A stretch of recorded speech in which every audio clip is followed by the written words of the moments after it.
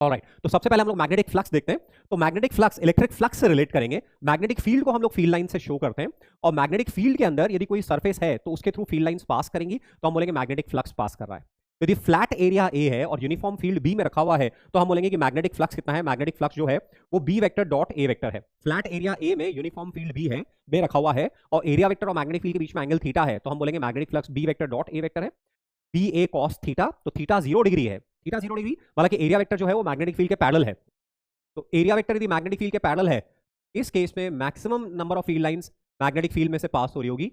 Magnetic field भी इधर ही है, इस केस में फ्लक्स मैक्सिमम होगा। Flux is maximum. ओके, और by the way area vector तो अप डायरेक्टेड है और मैग्नेटिक फील्ड एरिया के प्लेन में लाई कर रहा है, तो ऐसे केस में मैग्नेटिक फील्ड और एरिया के बीच में एंगल 90 डिग्री है, तो फ्लक्स इज 0। तो मैक्सिमम फ्लक्स बी ए होगा, मिनिमम फ्लक्स 0 होगा। 0 से बी ए के बीच में लाई करेगा depending upon angle between area vector and magnetic field.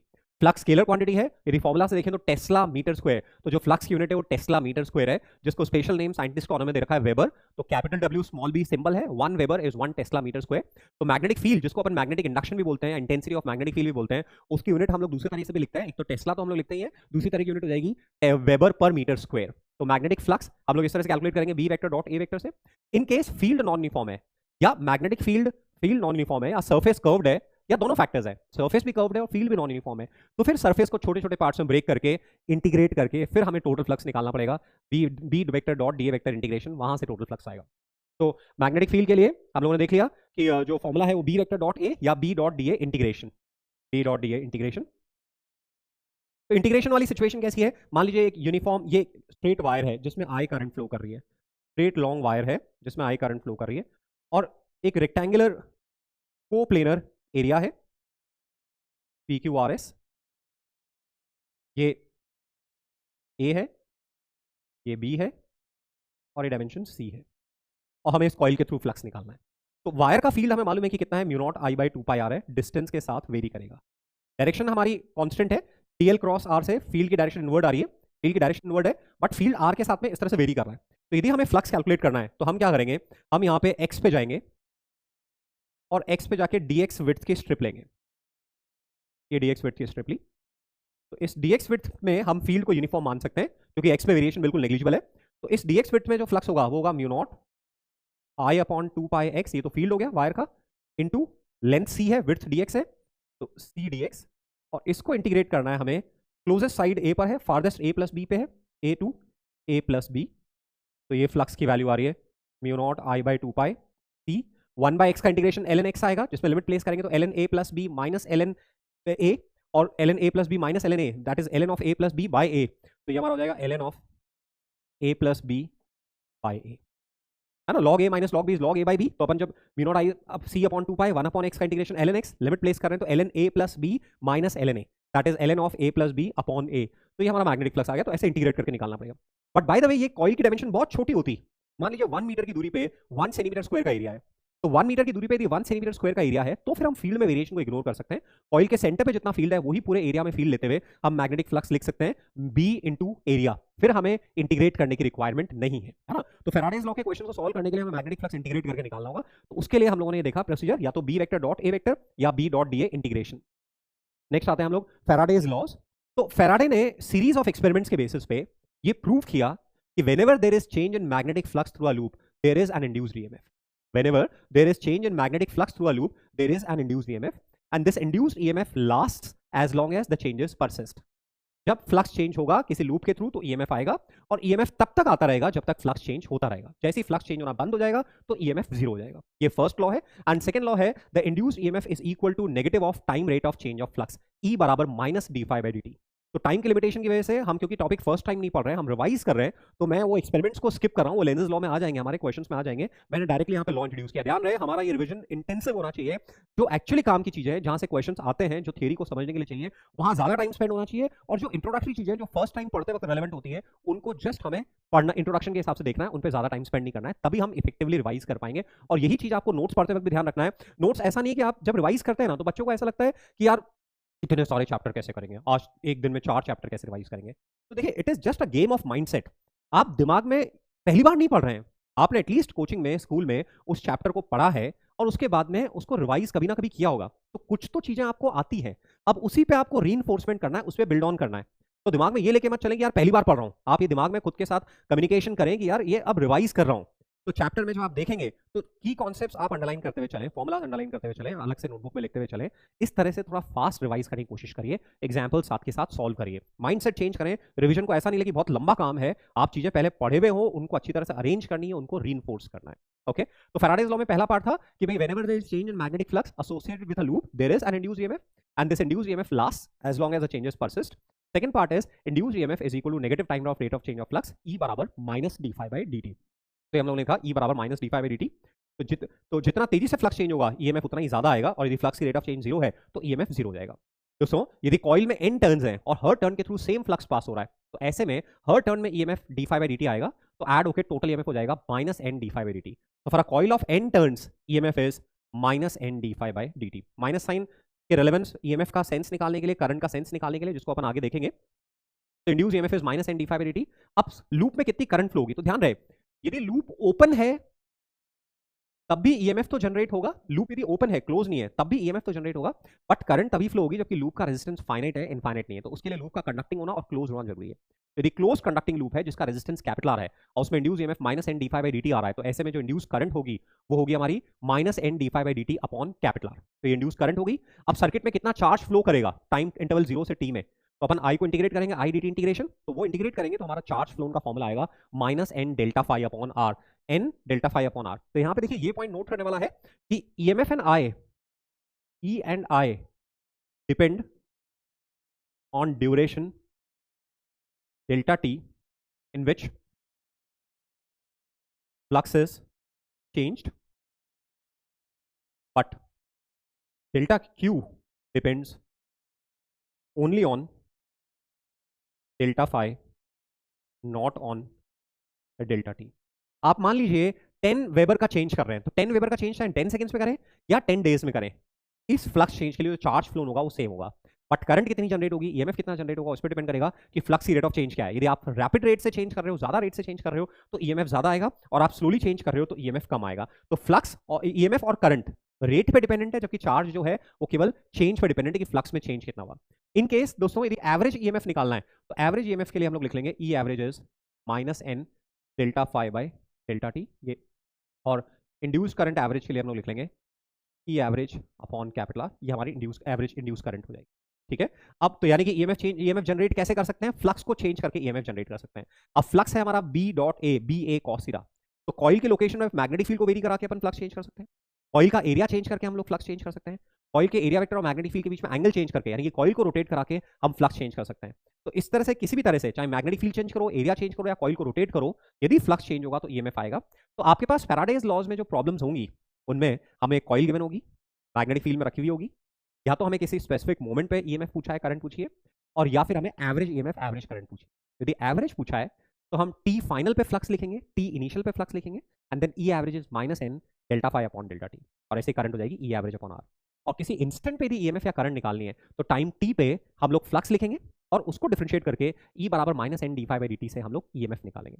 ठीक है, तो ये हमारा चार्ज फ्लो और ये आ रहा है। मोस्टली प्रॉब्लम सॉल्व करते वक्त हम लोग क्या करेंगे, हम ईएमएफ में मॉड ले लेंगे, तो माइनस साइन को हम इंटरप्रेट यहां पे नहीं करेंगे, हम ईएमएफ का सेंस या करंट का सेंस लेंजेस लॉ से निकाल लेंगे और यहां ईएमएफ का मॉड ले लेंगे। ओके, तो फैराडेज लॉज हम लोगों ने देखे। अब एसी जनरेटर, फैराडेज लॉ पे बेस्ड एसी जनरेटर जिससे हमारी इलेक्ट्रिसिटी प्रोड्यूस होती है। तो एसी जनरेटर में हमारे पास एक कॉइल है जिसको कि हम लोग मैग्नेटिक फील्ड में रोटेट करा रहे हैं। सिंप्लिसिटी के लिए हम लोग यूनिफॉर्म फील्ड ले रहे हैं और कॉइल का एरिया ए ले रहे हैं, और टी बराबर 0 पे अज्यूम कर रहे हैं कि कॉइल का प्लेन मैग्नेटिक फील्ड के नॉर्मल है, यानी कि कॉइल का एरिया वेक्टर और मैग्नेटिक फील्ड के बीच में 0 डिग्री एंगल है। कॉइल को अपनी एक्सिस के अबाउट, कॉइल को किसी एक्सिस के अबाउट कांस्टेंट स्पीड से रोटेट करा रहे हैं। तो फ्लैट एरिया ए की कॉइल है जिसको कांस्टेंट एंगुलर स्पीड ओमेगा से यूनिफॉर्म मैग्नेटिक फील्ड में रोटेट करा रहे हैं। तो टाइम टी में ओमेगा टी एंगल से टर्न हो जाएगी, है ना। शुरुआत में जो कॉइल है वो मैग्नेटिक फील्ड के पैरेलल है, मैग्नेटिक फील्ड के पैरेलल है। अब टाइम टी में कॉइल हमारी रोटेट कर गई, तो कॉइल का एरिया वेक्टर मैग्नेटिक फील्ड के साथ में ओमेगा टी एंगल पर आ गया, तो फ्लक्स हो गया हमारा बी ए कॉस थीटा, बी ए कॉस ओमेगा टी, और डिफरेंशिएट करेंगे तो EMF minus N D phi by D T, तो हो गया N A B omega sine omega t, है ना। तो टी बराबर 0 पे, टी टाइम टी पे फ्लक्स हो गया हमारा बी ए कॉस ओमेगा टी, और इसको डिफरेंशिएट कर रहे हैं तो ईएमएफ आ रहा है हमारा ईएमएफ यहाँ पे लिख लेते हैं। तो जो ईएमएफ आ रहा है इसको डिफरेंशिएट करने पे EMF is minus N D phi by D T, that is N A B omega sine omega. तो हम देख रहे हैं फ्लक्स कॉस में है और ईएमएफ साइन में है, दोनों के बीच में पाई बाई 2 का फेज डिफरेंस है। जिस समय फ्लक्स मैक्सिमम होगा, जिस समय फ्लक्स मैक्सिमम होगा, जैसे यहाँ पे फ्लक्स मैक्सिमम है, तो फ्लक्स मैक्सिमम है कॉस ओमेगा टी 1 है, तो जो ईएमएफ है वो इस समय 0 होगा। और इस सिचुएशन में फ्लक्स 0 है, इस सिचुएशन में फ्लक्स 0 है, कॉस ओमेगा टी 0 है, तो sign omega t plus minus 1 होगा, यानी कि ईएमएफ मैक्सिमम होगा, ई मैक्सिमम। तो फ्लक्स और ईएमएफ के बीच में पाई बाई 2 का फेज डिफरेंस है। जिस समय फ्लक्स मैक्सिमम है उस समय ईएमएफ 0 है, और जिस समय फ्लक्स 0 है उस समय ईएमएफ मैक्सिमम है। ईएमएफ फ्लक्स का फॉर्मूला बी ए कॉस ओमेगा टी, ईएमएफ का formula N A B omega sine omega T. EMF की जो पीक वैल्यू है N A B omega, this is peak value of EMF, तो ये हमें याद रखना है। ईएमएफ की peak value N A B omega, EMF के टाइम टी पे वैल्यू है N A B omega sine omega T. Cos omega t में फ्लक्स था एक्चुअली, ये यहाँ पे करेक्शन होके ये साइन ओमेगा टी। तो EMF N A B omega sine omega T, और ईएमएफ की maximum value N A B omega, और phase difference between the flux and EMF is pi by 2। Flux phase difference pi by 2 का मतलब है कि जिस समय ईएमएफ मैक्सिमम है उस समय फ्लक्स 0, और जिस समय ईएमएफ 0 उस समय फ्लक्स मैक्सिमम। ठीक है, तो अपन एक बार स्कीमेटिक्स डायग्राम को और देख लेते हैं, इस डायग्राम को। तो यहाँ पे देखिए मैग्नेट्स के बीच में कॉइल रखी हुई है, और ये स्लिप रिंग्स है। कॉइल का एक टर्न यहाँ पे कनेक्ट हो रहा है, कॉइल का दूसरा एंड यहाँ पे कनेक्ट हो रहा है। तो स्लिप रिंग्स रोटेट कर रही है, स्लिप रिंग्स, और ये कॉइल के एंड जो है ये कंटिन्यूसली रोटेट कर रहे हैं। और एक्सटर्नल सर्किट का यहाँ कार्बन ब्रश लगा हुआ है, एक कार्बन ब्रश यहाँ है, कार्बन ब्रश यहाँ, ये इलेक्ट्रिकल कॉन्टैक्ट के लिए, और एक्सटर्नल सर्किट यहाँ पे कनेक्टेड है ना। तो मैग्नेटिक फील्ड के अंदर हम कॉइल को रोटेट करा रहे हैं, फ्लक्स चेंज हो रहा है, उससे ईएमएफ आ रहा है। ईएमएफ की peak value N A B omega. Friends ये एक इंपॉर्टेंट सेक्शन है, जेईई मेंस में ढेरों क्वेश्चंस 23, 22, 21 में यहाँ इस सेक्शन से आए हुए हैं। तो अपने को ये पूरा अच्छे से फॉर्मुला याद करना है कि flux n A b cos omega T, EMF N a flux b A cos omega T, EMF N A B omega sine omega T, EMF की peak value N A B omega, and EMF और flux के बीच में जो phase difference है वो पाई by 2 के बराबर है। और पाई बाई 2 फेज डिफरेंस का क्या मतलब होता है वो भी अपन ने देख लिया। उसके बाद में कई बार क्या है, जैसे यहाँ पे एवरेज पावर एवरेज करंट पूछी है ना, तो जो करंट होगी वो ई बाई आर हो जाएगी, that is N A B omega by r sine omega t. अब हमसे एवरेज पावर पूछा है, average power is e square by r average. Guys ये अपन ऑल्टरनेटिंग करंट्स में देखेंगे, sine square omega t plus phi या cos square omega t plus phi का एक साइकिल में या बहुत लॉन्ग ड्यूरेशन में एवरेज जो होगा वो हाफ के बराबर होगा। ये हम ध्यान रखेंगे, ऑलरेडी आपको ध्यान होगा ये sine square omega t plus phi या cos square omega t plus phi का एक साइकिल में एवरेज हाफ के बराबर होगा। तो पी एवरेज, तो जब हम ईएमएफ को स्क्वायर करेंगे और एवरेज लेंगे तो यहाँ पे हाफ का फैक्टर आ जाएगा। तो N square A square B square omega square by 2, ये तो ई स्क्वायर का एवरेज हो गया, एंड डिवाइडेड बाय आर, ये हमारी एवरेज पावर होगी। तो इस तरह से ये एसी जनरेटर काम फिनिश हुआ। नेक्स्ट एग्जांपल, तो ये हमारा फैराडेज लॉ वाला सेक्शन फिनिश हुआ। एक्सटेंसिवली हम लोगों ने एग्जांपल देखे, और आपने देखे ज्यादातर एग्जांपल किस पे बेस्ड है, फैराडे एसी जनरेटर पे बेस्ड है। तो एसी जनरेटर में एकदम क्लैरिटी होनी चाहिए कि एरिया वेक्टर स्टार्टिंग में मैग्नेटिक फील्ड के पैरेलल है, प्लेन नॉर्मल है, फ्लक्स बी है cos omega T, induced EMF N A B omega sine omega T. और किसी टाइम पे यदि पूछा है तो आप देख लो एरिया वेक्टर और मैग्नेटिक फील्ड में कितना एंगल है, उसके हिसाब से अपने रखना है। तो ये सेक्शन इंपॉर्टेंट था, क्वेश्चन आ रहे हैं, रिपीट हो रहे हैं, अपने बार बार देखे। अब नेक्स्ट सेक्शन पे आते हैं लेंजेस लॉ पे। तो फैराडे और लेंजेस कंटेम्प्रेरी साइंटिस्ट थे, समकालीन साइंटिस्ट थे। लेंस ने एनर्जी कंजर्वेशन के बेसिस बोला, इंड्यूस्ड करंट की डायरेक्शन के लिए लॉ प्रोवाइड किया हम लोगों ने, है ना, प्रोवाइड किया। तो इंड्यूस करंट की डायरेक्शन कैसे होगी, इंड्यूस करंट की डायरेक्शन इस तरह से होगी कि वो जो उसके जनरेशन का कॉज है उसका अपोज करे। जिस रीजन से करंट इंड्यूस हो रही है, इंड्यूस करंट की डायरेक्शन उस रीजन का ही अपोज करेगी। The polarity of induced EMF is such that it tends to produce a current which opposes the change that produces it, है ना। तो ये हमें as such एकदम फॉर्मल डेफिनेशन की जरूरत नहीं है, बस induce direction of induce current is such that it opposes the very change which has produced it। तो दोस्तों जो ये EMF जनरेट होता है, करंट इंड्यूस होती है, वो फ्लक्स चेंज की वजह से होती है। तो मान लीजिए फ्लक्स बढ़ रहा है, मान लीजिए फ्लक्स इंक्रीज हो रहा है, इंड्यूस करंट का कॉज क्या है कि फ्लक्स इंक्रीज हो रहा है। तो ऐसे केस में MF of I induced is opposite to B existing। जो existing B है उसके ऑपोजिट EMF आएगा। इंड्यूस करंट ऐसे आएगी, यदि मैग्नेटिक फ्लक्स बढ़ रहा है तो इंड्यूस करंट ऐसे आएगी कि उस इंड्यूस करंट का फील्ड एग्जिस्टिंग फील्ड के ऑपोजिट आए, ताकि इंक्रीजिंग फ्लक्स का अपोज हो। यही मान लीजिए फ्लक्स कम हो रहा है, फ्लक्स कम हो रहा है, तो ऐसे केस में मैग्नेटिक फील्ड, या अपन इसको ऐसे लिखते हैं, B of induced current is parallel to B existing. जो एग्जिस्टिंग फील्ड है, जो एग्जिस्टिंग फील्ड है उसके पैरेलल आएगा। यदि फ्लक्स बढ़ेगा तो इंड्यूस करंट का फील्ड एग्जिस्टिंग फील्ड के ऑपोजिट आएगा, और फ्लक्स कम होगा तो इंड्यूस करंट का फील्ड एग्जिस्टिंग फील्ड की डायरेक्शन में आएगा। दोस्तों इसी को फोर्स के टर्म्स में देखें तो फ्लक्स यदि बढ़ेगा तो ऐसे में repulsive force, repulsion between adjacent circuits, repulsion between adjacent circuits. यदि फ्लक्स बढ़ेगा तो बढ़ने का अपोजिशन कैसे करेंगे, रिपेल करेंगे कि दूर जाए, जिससे फ्लक्स कम हो। और यदि फ्लक्स कम होगा, यदि हमारा फ्लक्स कम होगा तो ऐसे में अट्रैक्शन आएगा बिटवीन एडजेसेंट सर्किट। तो ये बेसिक गाइडलाइन होगी। फ्लक्स बढ़ेगा तो इंड्यूस करंट का फील्ड एग्जिस्टिंग फील्ड के ऑपोजिट आएगा, अट्रैक्टिव रिपल्सिव फोर्स जनरेट होगा। और फ्लक्स कम होगा तो इंड्यूस करंट का फील्ड एक्जिस्टिंग फील्ड की डायरेक्शन में आएगा और अट्रैक्टिव फोर्स जनरेट होगा, है ना। इसी गाइडलाइन पे हम लोग लेंजेस लॉ से क्वेश्चन सॉल्व करेंगे। Lenz's law energy conservation based है। एनर्जी कंजर्वेशन, यदि लेंजेस लॉ को फॉलो करेंगे तो एनर्जी कंजर्वेशन होल्ड करेगा, अदरवाइज वायलेट हो जाएगा। तो Lenz's law is based on energy conservation principle. तो देखिए, जैसे कुछ इलस्ट्रेशन लेते हैं अपन। यहाँ पे एक लूप है और इसमें मैग्नेटिक फील्ड बढ़ा रहे हैं, तो एग्जिस्टिंग फ्लक्स अंदर है। देखिए, फ्लक्स स्केलर है। जब हम फ्लक्स की डायरेक्शन बोलते हैं, फ्लक्स इनवर्ड या आउटवर्ड बोलते हैं, तो हमारा कहने का मतलब फ्लक्स से एसोसिएटेड जो मैग्नेटिक फील्ड है उसकी डायरेक्शन। यदि फ्लक्स इनवर्ड है तो यानी कि फ्लक्स से एसोसिएटेड मैग्नेटिक फील्ड इनवर्ड है। तो हम यहाँ पे बोलेंगे ऑन इंक्रीजिंग, दिया हुआ है कि हम यदि मैग्नेटिक फील्ड को बढ़ाएं तो इंड्यूस करंट किधर आएगी, तो मैग्नेटिक फील्ड बढ़ेगा तो ऐसे में इनसाइड फ्लक्स बढ़ रहा है, इनसाइड फ्लक्स बढ़ रहा है तो इंड्यूस करंट का फील्ड आउट आना चाहिए। तो थंब आउट डालो, थंब आउट डाल रहे हैं तो एंटी क्लॉकवाइज करंट आ रही है, so induce current is anti clockwise. ठीक है, नेक्स्ट अपन देखें। यहां पे हमारे पास एक कॉइल है और उसकी एक्सिस पे अपने मैग्नेट ड्रॉप कर दी। तो कॉज क्या है, कॉज है कि डाउनवर्ड फ्लक्स, नॉर्थ पोल से फील्ड लाइंस ऐसे आएंगी, तो डाउनवर्ड फ्लक्स मैग्नेट के क्लोज आने की वजह से बढ़ रहा है ना। Phi down is increasing, downward flux बढ़ रहा है। तो अपोज करने के लिए इंड्यूस करंट का फील्ड अप आना चाहिए। दोस्तों, कोई भी सर्कुलर एलिमेंट का फील्ड की डायरेक्शन कैसे देखते हैं, सीधे आपके फिंगर्स को घुमा के करंट के सेंस में। तो इंड्यूस, तो जो मैग्नेट है उसका फील्ड डाउन बढ़ रहा है, जैसे जैसे क्लोज आ रही है फील्ड बढ़ रहा है, तो हम बोलेंगे डाउनवर्ड फ्लक्स बढ़ रहा है, तो इंड्यूस करंट का फ्लक्स अप आना चाहिए। तो अपना थंब अप प्लेस करो, तो थंब अप प्लेस कर रहे हैं तो हमारी करंट जो आ रही है ऊपर से देखने पे, ऊपर से देखने पे एंटी क्लॉकवाइज आ रही है। देखिए, एंटी क्लॉक व्यूअर के लोकेशन में डिपेंडेंट है, तो यहाँ जो फिगर दिया हुआ है ऊपर के पर्सपेक्टिव से दिया हुआ है, तो हम उसको बोलेंगे एंटी क्लॉकवाइज करंट आ रही है। ठीक है, फोर्स की टर्म्स में देखें तो नॉर्थ पोल क्लोज आ रहा है, नॉर्थ पोल क्लोज आने की वजह से फ्लक्स बढ़ रहा है, तो यानी कि रिपल्शन जनरेट होना चाहिए। रिपल्शन कब जनरेट होगा, जबकि इधर नॉर्थ बने और इधर साउथ बने, तब रिपल्शन जनरेट होगा। तो नॉर्थ, जब अपन करंट के सेंस में फिंगर्स को घुमाते हैं तो जिधर थंब आता है वो नॉर्थ होता है। तो करंट के सेंस में फिंगर्स को घुमा रहे हैं तो थंब ऊपर आ रहा है, तो नॉर्थ ऊपर है, तो ऐसे हमें करंट ऐसे आ रही है। जब ये मैग्नेट क्रॉस करके, जब ये मैग्नेट क्रॉस करके नीचे चली जाएगी, तो अब नीचे नॉर्थ है और साउथ है और ये अवे जा रही है। तो अब कॉज क्या है, कॉज ये है कि डाउनवर्ड फ्लक्स कम हो रहा है। डाउनवर्ड फ्लक्स जो है, डाउनवर्ड फ्लक्स कम हो रहा है, तो डाउनवर्ड फ्लक्स कम हो रहा है, तो ऐसे केस में हमें क्या करना है,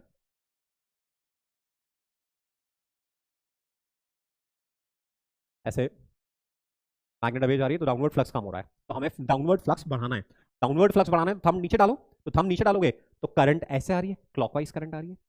तो पहले एंटी क्लॉकवाइज करंट थी, अब क्लॉक आ रही है, ये बीच में कहीं पे जीरो होगी। तो यदि ग्राफ देखना है तो ऐसा ग्राफ चूज करना है जिसमें डायरेक्शन रिवर्स हुई हो, पहले पॉजिटिव बाद में नेगेटिव, या पहले नेगेटिव बाद में पॉजिटिव, तो करंट की डायरेक्शन रिवर्स हो गई। अब इनके बीच में अट्रैक्टिव फोर्स डेवलप होगा, क्योंकि अब साउथ पोल अवे जा रहा है तो फ्लक्स रिड्यूस हो रहा है, तो अट्रैक्टिव फोर्स डेवलप होगा, यानी कि नीचे नॉर्थ बनेगा और ऊपर साउथ बनेगा। तो नॉर्थ नीचे तो थंब नीचे, तो भी इंड्यूस करंट क्लॉकवाइज आ रही है। ओके, अब देखिए, जैसे मैग्नेट को गिरा रहे हैं तो मैग्नेट फ्री फॉल करेगी, यानी कि एक्सेलरेशन जी होगा, बट इस इंड्यूस करंट की वजह से फोर्स अप लगेगा, रिपल्सिव फोर्स लग रहा है। तो जो मैग्नेट फॉल करेगी वो जी से लेस एक्सेलरेशन से फॉल करेगी, क्योंकि मैग्नेटिक फोर्स अप लग रहा है। ऐसे यहां पे देखें तो यहां पे मैग्नेट जी से फॉल करती है यदि कोई मैग्नेटिक फोर्स नहीं होता तो, बट ऊपर अट्रैक्टिव मैग्नेटिक फोर्स लग रहा है, यानी कि एक्सेलरेशन जी से कम होगा। तो जब मैग्नेट ऐसे कॉइल की एक्सिस पे गिर रही है तो एक्सेलरेशन जी से कम है। जितनी ज्यादा इंड्यूस करंट होगी, मैग्नेटिक फोर्स उतना ही ज्यादा होगा, तो एक्सेलरेशन जी से उतना ही छोटा होगा। तो मान लीजिए दो अलग अलग टेम्परेचर्स पे अपन डील कर रहे हैं। मान लीजिए टेम्परेचर T1 टेम्परेचर T2 से बड़ा है, कंडक्टिंग लूप है, कंडक्टिंग लूप है, टेम्परेचर T1 T2 से बड़ा है, तो रेजिस्टेंस जो है कॉइल 1 का वो कॉइल 2 से ज़्यादा होगा, यानी कि इंड्यूस करंट कॉइल 1 में कम होगी कॉइल 2 से, यानी कि रिपल्सिव फोर्स या अट्रैक्टिव फोर्स भी कम होगा कॉइल 1 में। रिपल्सिव या अट्रैक्टिव फोर्स कम होगा यानी कि एक्सेलरेशन ज़्यादा होगा।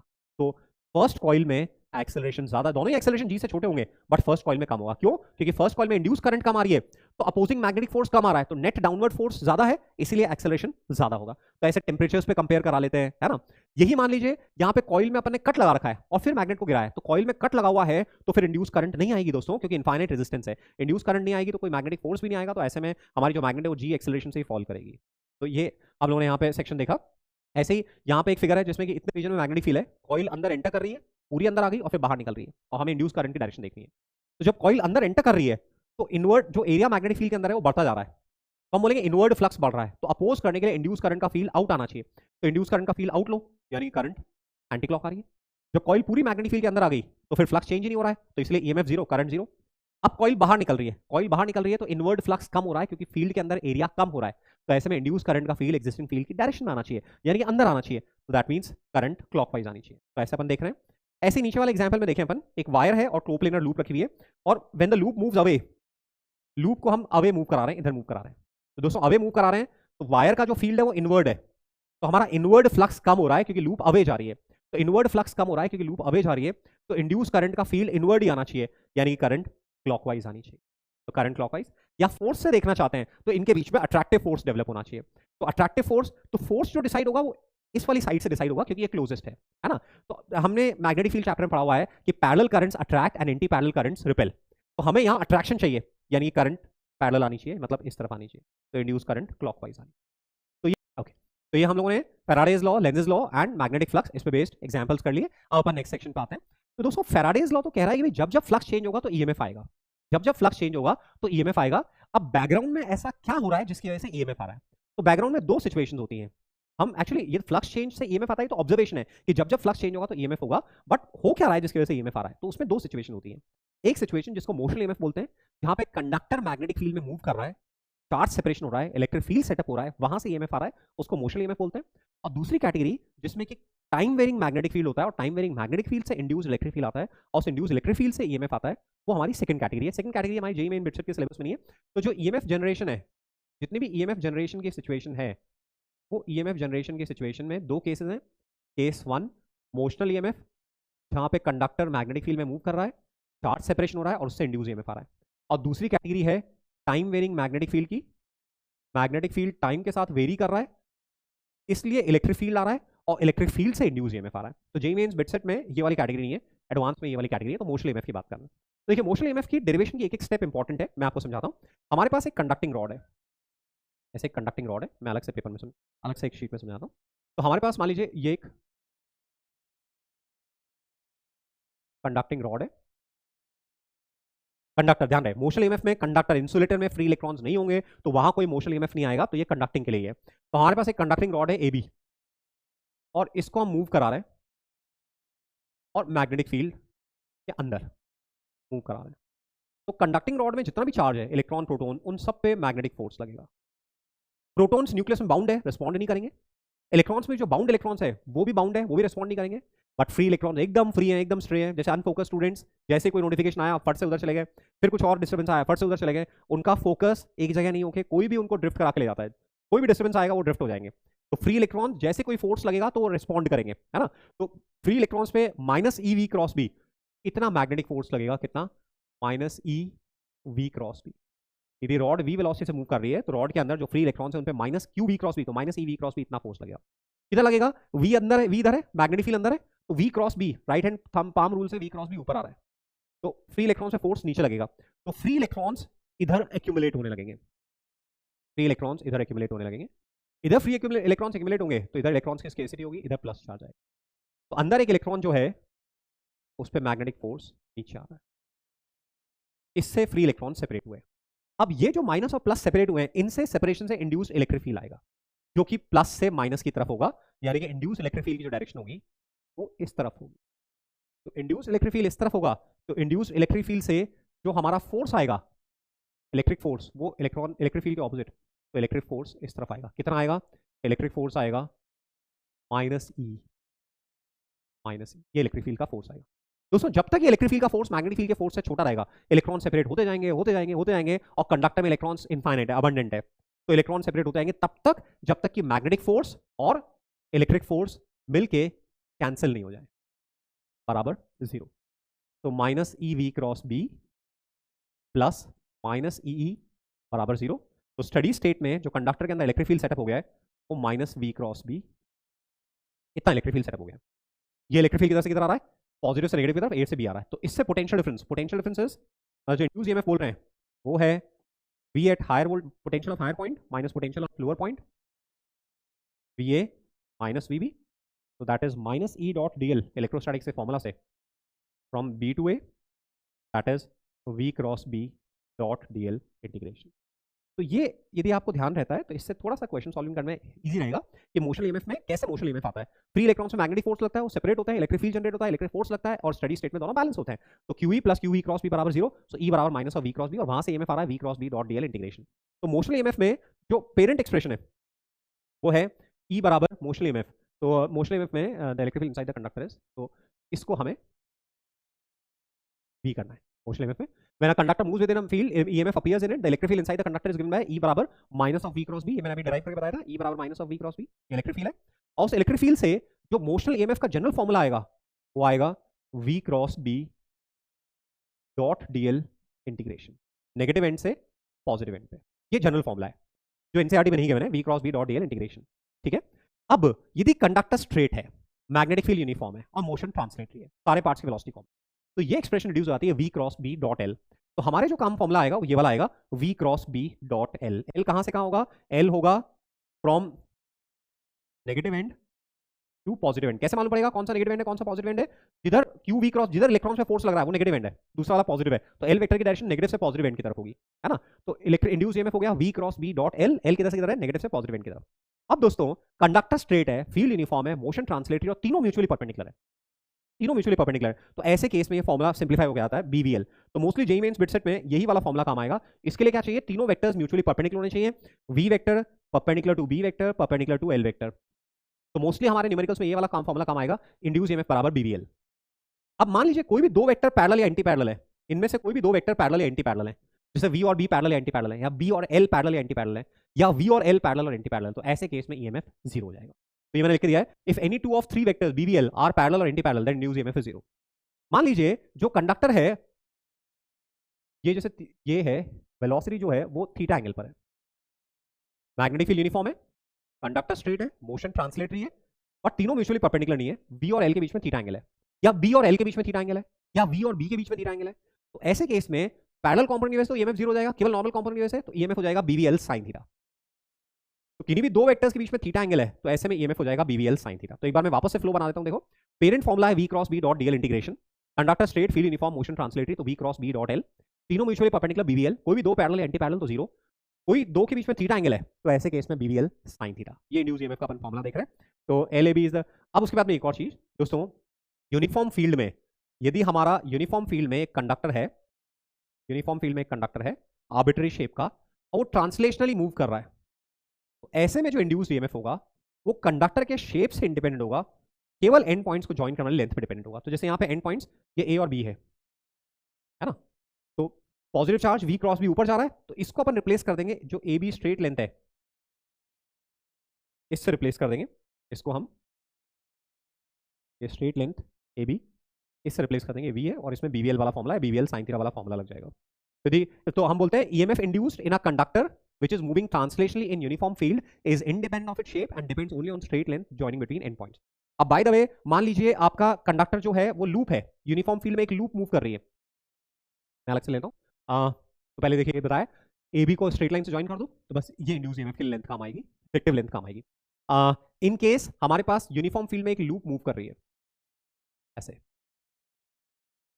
ये यूनिफॉर्म फील्ड है और इसमें एक लूप ट्रांसलेशनली मूव कर रही है विद वेलोसिटी V। ऐसे में मान लीजिए इस लूप को अपन बोलते हैं PQRS। तो PQ एक वायर है, wire straight length, wire straight, field uniform, motion translatory, तीनों म्यूचुअली परपेंडिकुलर, तो इसमें ईएमएफ आएगा। तो जो मोशन ईएमएफ आता है ना उसको एक बैटरी से रिप्लेस कर देते हैं, बैटरी से रिप्लेस कर देते हैं। बैटरी की पॉजिटिव पोलैरिटी किधर होगी? V इधर है, मैग्नेटिक फील्ड अंदर है, तो V क्रॉस B ऊपर, तो ऐसे पॉजिटिव पोलैरिटी, तो ये ईएमएफ हो गया BVL, ये लेंथ L है। सेम वे में RS में अगेन लेंथ L, वेलोसिटी ऐसे, मैग्नेटिक फील्ड अंदर, तीनों म्यूचुअली परपेंडिकुलर, तो यहाँ पे भी एक बैटरी बन रही है BVL की। और जो RQ है वहां पे लेंथ और वेलोसिटी पैरेलल हो गए, इसलिए RQ में ईएमएफ 0 हो गया। और ऐसे PS में अगेन लेंथ और वेलोसिटी पैरेलल हो गए, तो इसमें भी ईएमएफ 0 हो गया। तो इंडिविजुअल साइड्स इन दो में ईएमएफ आ रहा है और इन दो में 0 आ रहा है, बट लूप में घूम रहे हैं तो जो नेट ईएमएफ आ रहा है वो 0 आ रहा है। तो induced EMF in a loop moving translationally uniform field वो 0 होगा। क्या होना चाहिए? एक तो B यूनिफॉर्म होना चाहिए, MF यूनिफॉर्म, और मोशन कैसा होना चाहिए? ट्रांसलेटरी होना चाहिए। तो ऐसे में लूप में टोटल ईएमएफ 0 होगा, इंडिविजुअल सेक्शंस में ईएमएफ होगा बट टोटल ईएमएफ कितना होगा? 0 होगा। तो मोशन ईएमएफ का फॉर्मूला देख लिया, मोस्टली जो हमारे काम आ रहा है वो BVL काम आ रहा है, तो ये मोशन ईएमएफ पे बेस्ड हो गया।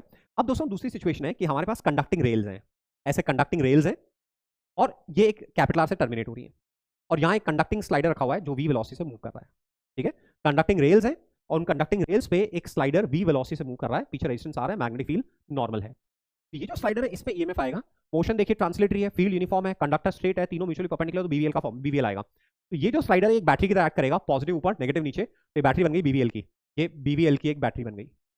तो इसका इक्विवेलेंट सर्किट हमने बना लिया बीवीएल, इस रॉड का रेजिस्टेंस स्मॉल आर, ये कैपिटल आर, और जो कंडक्टिंग रेल्स है ये नेग्लिजिबल रेजिस्टेंस की है, तो हमारा इक्विवेलेंट सर्किट बन गया। मान लीजिए यहाँ पे 2-3 रेजिस्टेंसेस और होते, इधर भी होते, इधर भी होते, तो उनको भी सर्किट में इनकॉर्पोरेट कर लेते। तो ऐसे जो हमारे कंडक्टिंग रेल का सिस्टम गिवन है उसका आप इक्विवेलेंट सर्किट डायग्राम बना लो, बना लिया। अब करंट कितनी होगी, बीवीएल अपॉन टोटल रेजिस्टेंस, तो ये करंट आ गई बीवीएल अपॉन टोटल रेजिस्टेंस। ये जो करंट है दोस्तों लेंजेस लॉ से ये कंडक्टिंग स्लाइडर के मोशन का अपोज करेगी, क्योंकि स्लाइडर के मूवमेंट से ईएमएफ जनरेट हो रहा है, तो उसके कॉज का अपोज करेगी, तो इसमें मैग्नेटिक फोर्स आएगा। तो मैग्नेटिक फील्ड में मैग्नेटिक फोर्स का फॉर्मूला ध्यान करें, वायर पे होता है I L cross B, I L cross B, तो एल करंट की डायरेक्शन ऊपर है, करंट डायरेक्शन ऊपर है, मैग्नेटिक फील्ड अंदर है, तो एल क्रॉस बी इधर, और लेंजेस लॉ से भी सही है, रिपल्सिव फोर्स आना चाहिए तो पीछे ही आएगा। तो इस स्लाइडर पे मैग्नेटिक फोर्स इधर आएगा, कितना आएगा, B I L, magnetic force B I L आएगा। तो magnetic force B I L आ गया, ये आई की वैल्यू लिख दी बीवीएल अपॉन रेजिस्टेंस, तो ये मैग्नेटिक फोर्स आ गया। हम देख रहे हैं मैग्नेटिक फोर्स स्पीड के प्रोपोर्शनलिटी में है। फिर उसके बाद में तो यदि हम स्लाइडर को मूव करा के छोड़ देंगे तो इस मैग्नेटिक फोर्स की वजह से स्लाइडर धीरे धीरे रिटार्ड होता जाएगा और फाइनली स्टॉप कर जाएगा। तो यदि हमें स्लाइडर को कांस्टेंट स्पीड से मूव कराना है तो ऐसे में एक्सटर्नल फोर्स ऑपोजिट डायरेक्शन लगाना पड़ेगा। तो जो हमारा एक्सटर्नल फोर्स है वो इस तरफ लगेगा, कितना लगाना है, जितना मैग्नेटिक फोर्स है विच इज बीआईएल, तो हमारा एक्सटर्नल फोर्स बीआईएल के बराबर होगा। ये एक्सटर्नल फोर्स हो गया बीआईएल के बराबर, बीआईएल के बराबर आई की वैल्यू लिख दिया अपन ने। ओके, अब एक्सटर्नल फोर्स कितनी पावर सप्लाई कर रहा है, F into V, external force power supply कर रहा है। कितनी हीट जनरेट हो रही है, I square R plus R, ये हीट जनरेट हो रही है। और हम देख रहे हैं दोनों एक्सप्रेशंस बराबर आ रही हैं, यानी कि जितना एक्सटर्नल फोर्स पर सेकंड एनर्जी दे रहा है उतनी एनर्जी हीट की फॉर्म में डिसिपेट हो रही है। हमारा कंडक्टर कांस्टेंट स्पीड से मूव कर रहा है तो एनर्जी कंजर्व्ड है। तो यहाँ पे एक एक स्टेप हमारे क्वेश्चंस के काम की है। सबसे पहले हमें क्या करना है, मूविंग कंडक्टर को हमें बैटरी से रिप्लेस करना है, तो बीवीएल की बैटरी बनेगी। उसके बाद में इक्विवेलेंट सर्किट डायग्राम बनाना है, वहां से करंट आएगी BVL upon total resistance, current से मैग्नेटिक फोर्स आएगा बीआईएल, और उस मैग्नेटिक फोर्स के एक्सटर्नल फोर्स भी बीआईएल के बराबर होगा। फिर यदि हमें पावर निकालनी है तो एफ इंटू वी कर दें। तो अलग अलग क्वेश्चन में अलग अलग चीजें पूछी होंगी, किसी क्वेश्चन में इंड्यूस करंट पूछी है, किसी क्वेश्चन में मैग्नेटिक फोर्स पूछा है, किसी क्वेश्चन में force required to maintain velocity पूछा है, किसी क्वेश्चन में power required to maintain velocity पूछा है, किसी क्वेश्चन में पावर डिसिपेटेड पर सेकंड पूछा है। तो इसी फ्लो में चलना पड़ेगा, पहले EMF, current, magnetic force, external force, then power, है ना। तो ये motion EMF and energy transfer का सेक्शन हो गया, यहाँ से काफी क्वेश्चन बनते हैं। अब आ जाते हैं, हमारा कंडक्टर रोटेट कर रहा है, अभी तो अपन ट्रांसलेटिव मोशन कर रहे थे, कंडक्टर रोटेट कर रहा है। तो गाइस यदि हमारा कंडक्टर, ये एक कंडक्टिंग रॉड है, एक कंडक्टिंग रॉड है, कंडक्टिंग होनी चाहिए, एक एंड के अबाउट ट्रांसवर्स मैग्नेटिक फील्ड में रोटेट कर रही है। पीक्यू ये रॉड है और ये ट्रांसवर्स मैग्नेटिक फील्ड में रोटेट कर रही है। तो अलग अलग पार्ट्स की वेलोसिटी हमें मालूम है, रोटेशनल मोशन में एक्सिस से आर दूरी पे वेलोसिटी ओमेगा आर होती है। तो जैसे जैसे अवे जाएंगे वेलोसिटी बढ़ेगी, तो यहाँ ज्यादा वेलोसिटी, यहाँ कम वेलोसिटी, यहाँ और कम वेलोसिटी, यहाँ और कम वेलोसिटी, यहाँ और कम वेलोसिटी, यहाँ और कम, ऐसे कम होती जाएगी। तो हर छोटे छोटे सेक्शन में ईएमएफ आएगा और ऐड होकर टोटल ईएमएफ आएगा। तो हम ऐड करके टोटल ईएमएफ निकालेंगे तो वो फॉर्मूला आता है B omega L square by 2। तो कोई कंडक्टिंग रॉड जिसकी लेंथ एल है अपने एंड के अबाउट रोटेट कर रही है, तो उन दोनों एंड्स के बीच में जो ईएमएफ आएगा वो B omega L square by 2 होगा। ये हमारे लिए स्टैंडर्ड फॉर्मूला है। अब कौन सा एंड पॉजिटिव होगा, कौन सा एंड नेगेटिव होगा, तो वो अपन वी क्रॉस बी से देख लेंगे। यहाँ वी क्रॉस बी से देखें तो वी क्रॉस बी से दोस्तों मैग्नेटिक फील्ड अंदर है, वेलोसिटी इधर है, तो वी क्रॉस बी उधर जा रहा है। ये वाला एंड पॉजिटिव है, यानी कि इसको बैटरी से रिप्लेस करेंगे तो ऐसे करेंगे और इस पे लिख देंगे B omega L square by. तो कंडक्टिंग रॉड अपने एंड के अबाउट मूव कर रही है, तो EMF is B omega L square by 2। तो यहाँ पे ये पी और ओ लिखा हुआ है ना, ये ओ, तो VP minus VO is B omega L square by 2, ये हमारा आ रहा है। अब by the way conducting rod अपने सेंटर के अबाउट मूव कर रही है, तो कंडक्टिंग रॉड एंड के अबाउट नहीं मूव कर रही है, सेंटर के अबाउट मूव कर रही है। तो हमारे पास जो फॉर्मूला है वो एंड के अबाउट है। तो ऐसे केस में इस रॉड को दो पार्ट्स में ब्रेक कर लेंगे, जैसे ये पी ओ, ओ क्यू अलग हो गई और पी ओ अलग हो गई, मैग्नेटिक फील्ड मान लीजिए अंदर है और ये ऐसे इस पार्ट में वेलोसिटी इस तरफ आ रही है रोटेशन, इस पार्ट में वेलोसिटी आ रही है। अपन मोशन ईएमएफ का देख लें, मोशन ईएमएफ इधर आएगा वी क्रॉस बी, तो वी क्रॉस बी उधर जा रहा है, तो पॉजिटिव पोलैरिटी इधर बनेगी, नेगेटिव इधर। इसमें वी क्रॉस बी पॉजिटिव इधर आ रहा है, पॉजिटिव पोलैरिटी इधर बनेगी, नेगेटिव इधर।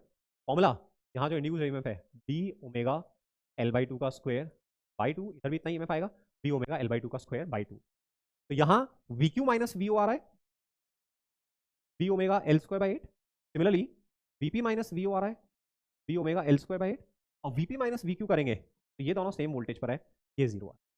मान लीजिए ये सेंटर के अबाउट नहीं रोटेट करके L/4 के अबाउट रोटेट करती, तो हम इसको दो पार्ट्स में ब्रेक कर देते हैं, एक L/4 का सेक्शन और एक 3L/4 का सेक्शन। L/4 की अलग बैटरी बनती B ओमेगा L/4 का होल स्क्वायर बाई 2, 3L/4 की अलग बैटरी बनती B ओमेगा 3L/4 का स्क्वायर बाई 2।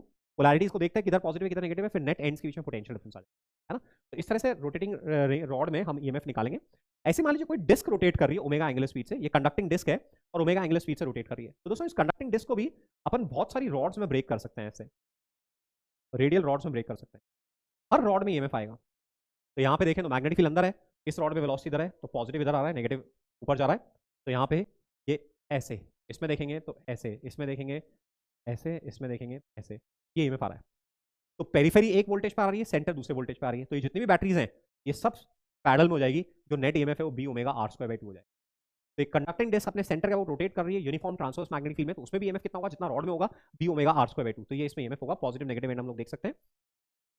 तो मान लीजिए जैसे ऐसे एक कंडक्टिंग रिंग है, एक कंडक्टिंग रॉड है,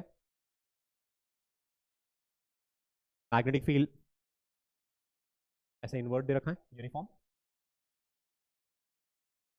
रॉड का रेजिस्टेंस स्मॉल आर है, यहाँ से कैपिटल आर कनेक्टेड है, ओके। हमें इस रॉड OA में करंट निकालनी है, ये ओमेगा से ऐसे घूम रही है। तो हम क्या करेंगे, हम इस रॉड को बैटरी से रिप्लेस कर देंगे, रॉड को बैटरी से रिप्लेस कर देंगे। मान लीजिए ये लेंथ रेडियस A है, तो रेडियस है A के बराबर है, तो पॉजिटिव वेलोसिटी इधर है, तो पॉजिटिव इस तरफ आ रहा है, तो ये रॉड हमारी बैटरी से रिप्लेस हो जाएगी, कितनी B ओमेगा A²/2, ये बैटरी बन गई B ओमेगा। अब इसका इक्विवेलेंट सर्किट डायग्राम बना लीजिए, O एक पॉइंट है, पूरी रिंग एक वोल्टेज पर है, के लिए दूसरा पॉइंट A हो गया, पूरी रिंग एक ही वोल्टेज पर है क्योंकि कंडक्टिंग है।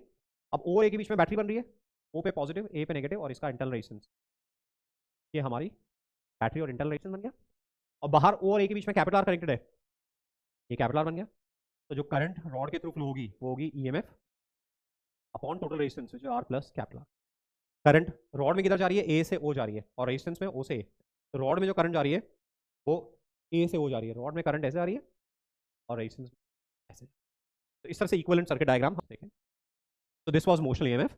Now eddy currents currents induced in bulk pieces of matter. मान लीजिए एक मेटालिक डिस्क है और उसको मैग्नेटिक फील्ड के अंदर मूव करा रहे हैं, तो मेटालिक डिस्क में से फ्लक्स चेंज हो रहा है, मेटालिक डिस्क में infinite number of close loops होंगी जिसमें करंट फ्लो होंगी। तो ऐसे एडीज के शेप में क्लोज लूप्स में बहुत करंट फ्लो होगी, इसको हम एडी करंट्स बोलते हैं। एडीज जो पानी में भी पत्थर डालें तो जो अपनी को करंट्स मिलती हैं, जो वेव्स मिलती हैं, उनको एडीज बोलते हैं। तो यहाँ पे भी करंट्स का शेप लूप जो होगा उसी तरह से एडीज के शेप में होगा, तो उनको एडी करंट्स बोलते हैं। तो currents induced in bulk pieces of matter, उसको हम लोग बोलते हैं एडी करंट्स। एडी करंट्स की डायरेक्शन कैसे निकालेंगे, बिल्कुल लेंज़ेस लॉ से। हम देखेंगे फ्लक्स बढ़ रहा है तो एग्जिस्टिंग फील्ड के ऑपोजिट फील्ड आएगा, फ्लक्स कम हो रहा है तो एग्जिस्टिंग फील्ड की डायरेक्शन में आएगा। यदि क्लोज आने से एडी करंट्स आ रही है तो रिपल्सिव फोर्स जनरेट होगा, और दूर जाने से एडी करंट्स आ रही है तो अट्रैक्टिव फोर्स जनरेट। दोस्तों एडी करंट्स की वैल्यू बहुत ज्यादा होती है क्योंकि इनफाइनाइट लूप से जिनमें एडी करंट जनरेट हो रही है तो tremendous amount of heat generate होती है। तो एडी करंट्स मूवेबल पार्ट्स, जो मशीन में मूवेबल पार्ट्स हैं जो मैग्नेटिक फील्ड में मूव कर रहे हैं, वहां एडी करंट्स अनडिजायरेबल है क्योंकि अननेसेसरी हीट प्रोड्यूस करेंगी, एनर्जी लॉसेज होंगे। तो एडी करंट्स हम कम करना चाहते हैं। एडी करंट्स कम कैसे करें, एडी करंट्स कम करने के लिए जो भी मूवेबल पार्ट्स हैं, शीट्स हैं, उनमें हम स्लॉट्स कट कर देते हैं।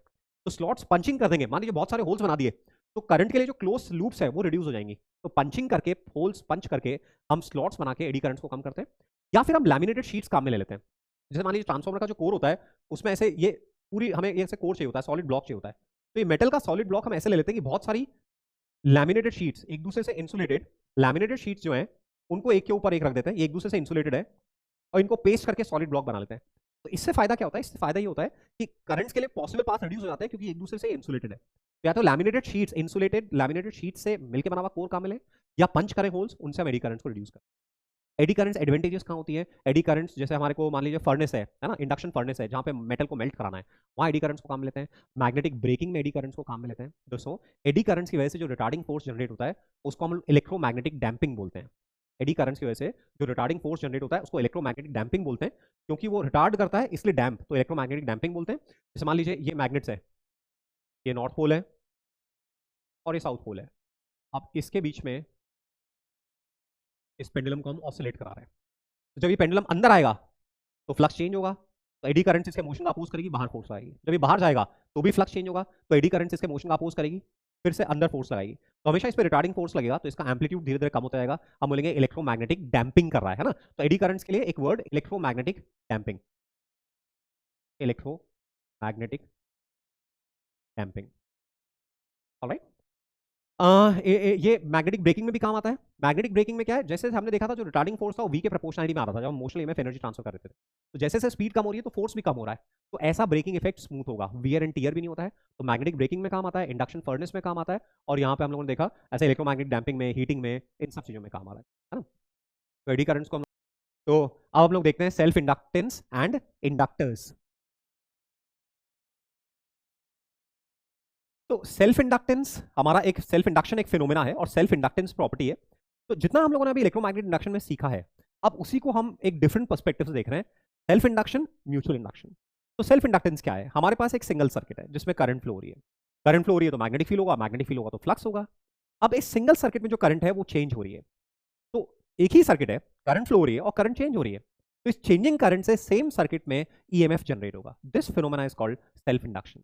The phenomena of appearance of EMF in a circuit, the phenomena of appearance of EMF in a circuit due to changes in the current of the same circuit. The phenomena of appearance of EMF in a circuit due to changes in the magnetic field of the same circuit is called self-induction, and the property is called self-inductance. The induced EMF is called self-induced EMF. Suppose, for example, मान लीजिए हमारे पास एक ऐसे एक circuit है और ये हम लोगों ने सपोज इसका स्विच हम क्लोज कर रहे हैं, रेजिस्टेंस आर है, ईएमएफ ई है। तो जैसे स्विच क्लोज करेंगे तो क्लोज करते ही सर्किट में करंट जीरो से नॉन जीरो होगी। अब सर्किट में करंट जीरो से नॉन जीरो होगी तो मैग्नेटिक फ्लक्स जीरो से नॉन जीरो होगा, यानी कि फ्लक्स चेंज होगा। फ्लक्स चेंज होगा तो ईएमएफ अपीयर होगा जो इस इंक्रीजिंग करंट का अपोज करेगा। तो जो करंट आ रही है जीरो से ई बाय आर इस तरफ आएगी, तो इस इंक्रीजिंग करंट का अपोज करने के लिए इंड्यूस्ड ईएमएफ इस तरह से आएगा। तो दिस इंड्यूस्ड ईएमएफ है सेल्फ इंड्यूस्ड ईएमएफ। इसको बैक ईएमएफ भी बोलते हैं क्योंकि ये जो सर्किट में एग्जिस्टिंग ईएमएफ है उसका अपोज कर रहा है, तो this is called back EMF also. So phenomena of appearance of EMF in a circuit due to changes in the magnetic field of the same circuit is self-induction, property self-inductance, and the induced EMF is self-induced EMF. अब दोस्तों self inductance जो circuit का है, जैसे resistance circuit की property है, जितना ज्यादा रेजिस्टेंस होगा ईएमएफ उतना ही कम करंट जनरेट होगी सेम ईएमएफ के लिए। ऐसे सर्किट का सेल्फ इंडक्टेंस जितना ज्यादा होगा, सर्किट में करंट में चेंजेस उतना ही स्लोली होंगे। सेल्फ इंडक्टेंस सर्किट की वो प्रॉपर्टी है जो सर्किट में करंट में चेंजेस का अपोज करेगी। तो जितना ज्यादा सर्किट में सेल्फ इंडक्टेंस है, सर्किट में करंट में चेंजेस उतना ही स्लोली होंगे। तो ऐसे सर्किट एलिमेंट जिनका स्पेसिफिकली पर्पस सर्किट में सेल्फ इंडक्टेंस जनरेट करना है, जिनका पर्पस सर्किट में करंट को एब्रप्टली चेंज होने देना नहीं है, ऐसे जो हमारी डिवाइस है उसको हम लोग बोलते हैं इंडक्टर। इंडक्टर का स्पेसिफिक पर्पस क्या है, सर्किट में करंट में चेंजेस का अपोज करना, तो उसको हम लोग इंडक्टर बोलते हैं। तो जो इंडक्टर में इंड्यूस ईएमएफ आएगा वो प्रोपोर्शनलिटी में होगा D phi by D T के। फाई जो है वो बी के प्रोपोर्शनली में और बी आई की प्रोपोर्शनली में। तो induce EMF is proportional to D phi by D T, D phi by D T is proportional to DB by D T, and DB by D T is proportional to D I by D T. So induce EMF in an inductor is proportional to D I by D T. तो proportionally sign हटाते हैं तो E बराबर minus L D Y by D T. This L is called self inductance, coefficient of L is called coefficient of self inductance. इसका काम क्या है, इसका काम सर्किट में करंट में चेंजेस का अपोज करना है। जितना ज्यादा सर्किट का एल होगा, सर्किट में करंट में चेंजेस उतना ही स्लोली होंगे। करंट में चेंजेस तो होंगे, यदि सर्किट में करंट जैसे बैटरी और रेजिस्टेंस है तो current ultimately E by R ही फ्लो करेगी। बस यदि सर्किट का सेल्फ इंडक्टेंस सिग्निफिकेंट है तो जीरो से ई बाय आर होने में कुछ समय लगेगा, और सर्किट का सेल्फ इंडक्टेंस कम है तो समय कम लगेगा, और कम है तो और कम लगेगा, और सर्किट का सेल्फ इंडक्टेंस नेग्लिजिबल है तो इंस्टेंटली सर्किट में करंट जीरो से ई बाय आर हो जाएगी, है ना। तो सेल्फ इंडक्टेंस सर्किट की वो प्रॉपर्टी है जो सर्किट में करंट में चेंजेस होने का अपोज कर रही है। Greater self inductance means the lesser is rate at which current changes. तो जो डिवाइस ये सेल्फ इंडक्टेंस जनरेट कर रही है उसको इंडक्टर बोल रहे हैं। And induced EMF is minus L D I by D T, L is coefficient of self inductance. Self inductance की यूनिट्स देखें तो इधर वोल्ट है, इधर एम्पियर है, इधर सेकंड है, तो वोल्ट सेकंड अपॉन एम्पियर। तो वोल्ट सेकंड अपॉन एम्पियर के लिए स्पेशल नेम दे रखा है Henry. So 1 Henry is 1 volt second पर एम्पियर। तो आपको जब भी डायमेंशन रिकॉल करनी है तो आप तो फॉर्मुला रिकॉल करो, ई बराबर minus L D I by D T, so volt second upon ampere. ये हमारी इंड्यूस सेल्फ इंडक्टेंस की यूनिट्स हो जाएंगी। अब सेल्फ इंडक्टेंस कैलकुलेट कैसे करें, तो एक इंड्यूस ईएमएफ का फॉर्मुला है minus N D phi by D T, एक इंड्यूस ईएमएफ का फॉर्मुला है minus L D I by D T. दोनों को कंपेयर कर दें तो सर्किट का सेल्फ इंडक्टेंस कैलकुलेट करने का फॉर्मुला आ जाएगा number of turns flux through a single turn upon current. Number of turns flux through a single turn upon current, यहां से हम सेल्फ इंडक्टेंस कैलकुलेट करेंगे। दोस्तों किसी सर्किट का सेल्फ इंडक्टेंस, किसी डिवाइस का सेल्फ इंडक्टेंस कितने नंबर ऑफ टर्न्स है, कितना लेंथ है, कितना विड्थ है, ज्योमेट्री शेप साइज क्या है उस पर डिपेंडेंट होगा, कौन सा मैग्नेटिक मटेरियल अपन इंसर्ट कर रखा है उस पर डिपेंडेंट होगा, कितनी करंट फ्लो हो रही है उससे इंडिपेंडेंट होगा। क्यों, क्योंकि फ्लक्स भी आई के प्रोपोर्शनलिटी में आएगा, नीचे भी आई है तो आई आई कैंसिल हो जाएगा। तो ई बराबर minus L D I by D T, वहां से तो हम इंड्यूस ईएमएफ निकालेंगे, और सेल्फ एल बराबर एन फाई अपॉन आई, यहां से गिवन सर्किट का हम सेल्फ इंडक्टेंस कैलकुलेट करेंगे। ओके, तो क्या करना है हमें, जिस भी डिवाइस का सेल्फ इंडक्टेंस कैलकुलेट करना है, करंट आई अज्यूम करनी है, एक सिंगल टर्न के थ्रू फ्लक्स निकालना है and number of turns flux through a single turn upon current, ये हमारा सेल्फ इंडक्टेंस हो जाएगा। सेल्फ इंड्यूस्ड ईएमएफ को हम बैक ईएमएफ भी बोलते हैं क्योंकि ये मोशन, ये जो एग्जिस्टिंग ईएमएफ है करंट में चेंजेस है उसका अपोज करेगा।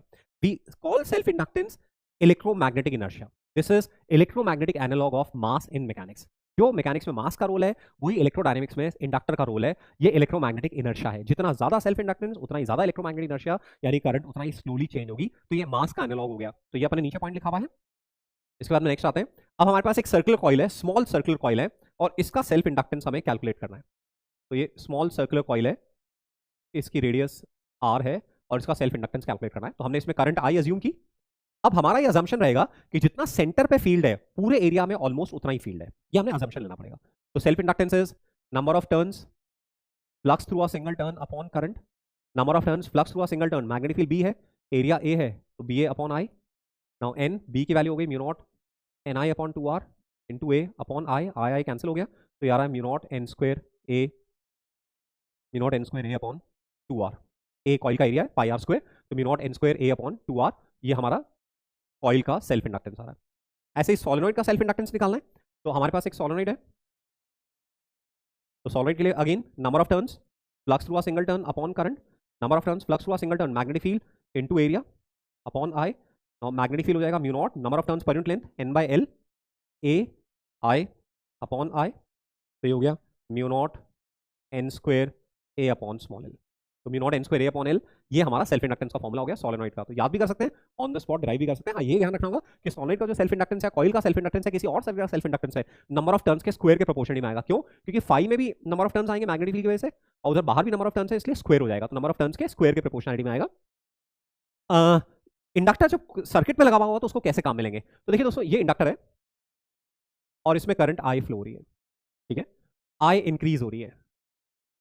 तो I इंक्रीज हो रही है तो इंड्यूस्ड ईएमएफ ऐसा आएगा जो इस इंक्रीजिंग करंट का अपोज करे, यानी कि पॉजिटिव इधर नेगेटिव इधर। अब हमें मैग्नीट्यूड लिखना है, तो L di/dt, ये इस ईएमएफ का मैग्नीट्यूड हो गया, क्योंकि I बढ़ रहा है तो di/dt पॉजिटिव है, तो L di/dt पॉजिटिव हो जाएगा। तो ये पोलैरिटी हो गई और ये ऐसे हो गया। अब यही मान लीजिए आपकी करंट कम हो रही है, करंट कम हो रही है, I ऐसे फ्लो हो रही है और करंट कम हो रही है, करंट कम हो रही है तो di/dt नेगेटिव होगा, di/dt। ओके, तो di/dt नेगेटिव है। अब दोस्तों इस केस में करंट का अपोज करने के लिए di/dt नेगेटिव है, ये करंट कम हो रही है तो अपोज करने के लिए डिक्रीजिंग करंट का पॉजिटिव पोलैरिटी इधर आएगी, नेगेटिव इधर आएगी। और अब मैग्नीट्यूड लिखेंगे तो -L di/dt, -L di/dt, क्योंकि हम di/dt खुद नेगेटिव है तो नेगेटिव नेगेटिव पॉजिटिव हो जाएगा, है ना। अब करंट की डायरेक्शन जा रहे हैं, तो देखो किरचॉफ में we always write final minus initial, हमारा कन्वेंशन ये है। तो हम करंट की डायरेक्शन जा रहे हैं तो फाइनल VB माइनस VA, तो ये VB माइनस ये माइनस E आएगा क्योंकि पॉजिटिव नेगेटिव जा रहे हैं, E है अपना L di/dt, तो -L di/dt, तो final minus initial -L di/dt। ऐसे यहाँ पे देखें, हम करंट की डायरेक्शन जा रहे हैं, हमें VB माइनस VA लिखना है, करंट की डायरेक्शन जा रहे हैं फाइनल माइनस इनिशियल, तो प्लस करंट की डायरेक्शन जा रहे हैं। ओ, यहाँ मैंने पोलैरिटी रिवर्स बना दी, सॉरी, यहाँ रिवर्स बना दी। यहाँ करंट डिक्रीज हो रही है तो बैटरी सपोर्टिंग रहेगी, तो बैटरी सपोर्टिंग रहेगी, तो ऐसे केस में जो हमारी करंट की पोलैरिटी, जो बैटरी की पोलैरिटी होगी,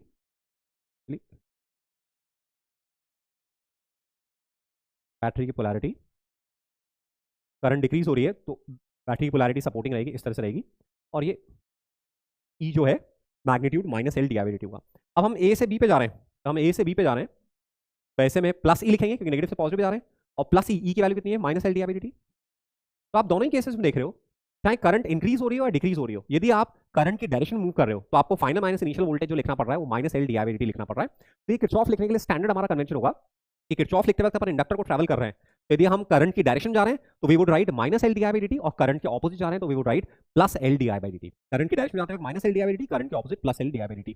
दोस्तों जैसे कैपेसिटर एनर्जी स्टोरिंग डिवाइस है जिसमें एनर्जी हाफ CV² होती है, जो उसके इलेक्ट्रिक फील्ड में स्टोर होती है, और एनर्जी डेंसिटी हाफ ε0 E² होती है। सेम वे में हमारा इंडक्टर मैग्नेट भी एनर्जी स्टोरिंग डिवाइस है जिसमें मैग्नेटिक एनर्जी स्टोर होती है। इंडक्टर में कितनी एनर्जी स्टोर होगी? हाफ Li², जैसे हाफ CV² है वैसे हाफ Li², और ये जो एनर्जी है मैग्नेटिक फील्ड में स्टोर होगी। और जो मैग्नेटिक एनर्जी डेंसिटी है, यानी कि magnetic energy per unit volume, वो हमारी B²/2 μ0 के बराबर होगी। तो एक तो हाफ Li² वाला फॉर्मुला आ गया हमारा कि इंडक्टर में स्टोर्ड एनर्जी हाफ Li² है, और फिर नेक्स्ट B²/2 μ0 वाला फॉर्मुला, यदि एनर्जी डेंसिटी कांस्टेंट है, कब? जबकि मैग्नेटिक फील्ड का मैग्नीट्यूड कांस्टेंट है, तो ऐसे में किसी गिवन वॉल्यूम में एनर्जी स्टोर निकालने के लिए energy density multiplied by volume कर देंगे, और यदि एनर्जी डेंसिटी वेरी कर रही है क्योंकि मैग्नेटिक फील्ड वेरी कर रहा है तो इंटीग्रेट करके निकालना पड़ेगा, क्योंकि मेंस और बिट सेट में आने के चांसेस कम है, एडवांस में रहेंगे। एलआर सर्किट, तो जैसे आरसी सर्किट अपन ने पढ़ा ऐसे ही अब एलआर सर्किट अपन देख रहे हैं। एलआर सर्किट में एक इंडक्टर है जिसको कि हम लोग एक बैटरी, डीसी बैटरी और रजिस्टर के साथ कनेक्ट कर रहे हैं, है ना। तो कैसे वेरिएशन होगा वो अपने को देखना है दोस्तों। यदि इंडक्टर को डायरेक्टली बिना रेजिस्टेंस के यदि डीसी बैटरी से कनेक्ट कर दें तो क्या होगा, पहले ये देख लो। तो इस केस में जैसे कनेक्ट करेंगे तो ऐसे करंट फ्लो होगी, E minus L D I by D T बराबर जीरो। तो D I by D T बराबर ई बाई एल। तो कांस्टेंट रेट से करंट चेंज होती रहेगी ई बाई एल से। तो टाइम टी पे करंट कितनी हो जाएगी, टाइम टी पे करंट हो जाएगी ई बाई एल इंटू टी। तो यदि हमने डीसी बैटरी को डायरेक्टली इंडक्टर के, आइडियल इंडक्टर के क्रॉस कनेक्ट कर दिया है, तो ऐसे केस में करंट लीनियरली इंक्रीज होती रहेगी इनडेफिनेटली। और हमेशा ईएमएफ कितना है इंडक्टर में, ई के बराबर है, D I by D T E by L के बराबर है, ये अपन बोल रहे हैं। ऐसे दोस्तों कभी कभी इंडक्टर के ऊपर ऐसा आइडियल इंडक्टर नहीं है, एल और आर लिखा हुआ है, तो इसको आपको ऐसे लेना है कि एक आइडियल इंडक्टर है जिसका सेल्फ इंडक्टेंस एल है और उसके साथ में एक कैपिटल आर रेजिस्टेंस सीरीज में लगा हुआ है। कभी किसी क्वेश्चन में काम आए तो ऐसे ले लेना अपने को। अभी अपन क्या कर रहे हैं, अभी हम लोग इंडक्टर है हमारे पास में और एक रजिस्टर है, आइडियल इंडक्टर है, रजिस्टर है, और इसको एक बैटरी के साथ में, डीसी बैटरी के साथ में टी बराबर जीरो पे सर्किट को क्लोज कर दिया। तो इंडक्टर की जो खास प्रॉपर्टी है वो ये है, current through an inductor does not change abruptly. Inductor जो है, इंडक्टर की जो मेन प्रॉपर्टी है जिसपे सारी थ्योरी बेस्ड है वो है, हम यहां पे लिखते हैं current to an inductor of constant inductance, current through an inductor of constant inductance does not change abruptly.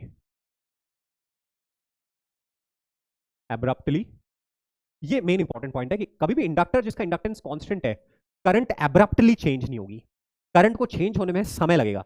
जैसे कैपेसिटर में चार्ज एब्रप्टली चेंज नहीं हो सकता, ऐसे इंडक्टर में करंट एब्रप्टली चेंज नहीं हो सकती। तो इंडक्टर में करंट वर्सेस टाइम ग्राफ हमेशा कंटिन्यूअस होगा, शार्प ब्रेक नहीं आएगा। ओके, अब देखो स्विच क्लोज करने के पहले करंट जीरो है, तो स्विच क्लोज करने के बाद में भी करंट जीरो होगी। तो पहले आई, फिर वी आर, फिर वी एल और फिर D I by D T, ऐसे अपन टेबल देखते हैं। तो जैसे स्विच क्लोज किया तो just after closing the switch, क्योंकि क्लोज करने के पहले करंट जीरो थी तो क्लोज करने के बाद में भी करंट जीरो होगी। करंट जीरो होगी तो रजिस्टर पे वोल्टेज जीरो होगा, रजिस्टर पे वोल्टेज जीरो है तो ये पूरा वोल्टेज इंडक्टर पे अपीयर होगा ई, और ऐसे केस में जो D I by D T है वो जस्ट ई बाई एल हो जाएगा। आप किरचॉफ में घूम जाओ, E minus L D I by D T बराबर जीरो, क्योंकि आर में भी करंट है ही नहीं, तो E minus L D I by D T बराबर जीरो, तो D I by D T की वैल्यू ई बाई एल आ रही है। तो टी बराबर जीरो पे करंट जीरो है और करंट की rate of change non zero है, वो कितनी ई बाई एल है ना। अब तो यहाँ पे इंडक्टर कैसे एक्ट कर रहा है, देखिए रेजिस्टेंस है, बैटरी है, स्टिल करंट फ्लो नहीं हो रही है, यानी कि इंडक्टर इस समय इनफाइनाइट रेजिस्टेंस की तरह एक्ट कर रहा है, ओपन सर्किट की तरह एक्ट कर रहा है।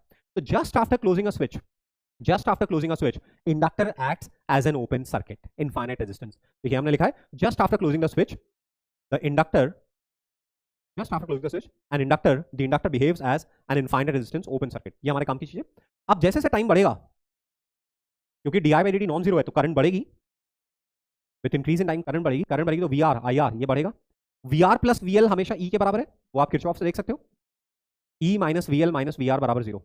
तो V R plus V L हमेशा ई के बराबर है, तो वी आर बढ़ेगा तो वी एल की वैल्यू कम होगी, तो D I by D T भी कम होगा, तो करंट की रेट ऑफ चेंज कम होती जाएगी। तो यदि डेल्टा आई सक्सेसिव इंक्रीमेंट है करंट में, तो फर्स्ट डेल्टा आई के लिए टाइम सबसे कम लगेगा, देन थोड़ा ज्यादा, देन थोड़ा और ज्यादा, या बराबर टाइम इंटरवल में सक्सेसिव में करंट में इंक्रीमेंट देखें तो पहले डेल्टा टी में सबसे ज्यादा इंक्रीमेंट होगा, नेक्स्ट डेल्टा टी में थोड़ा कम, नेक्स्ट डेल्टा टी में और कम। क्यों, क्योंकि करंट की रेट ऑफ चेंज कम होती जा रही है इसीलिए।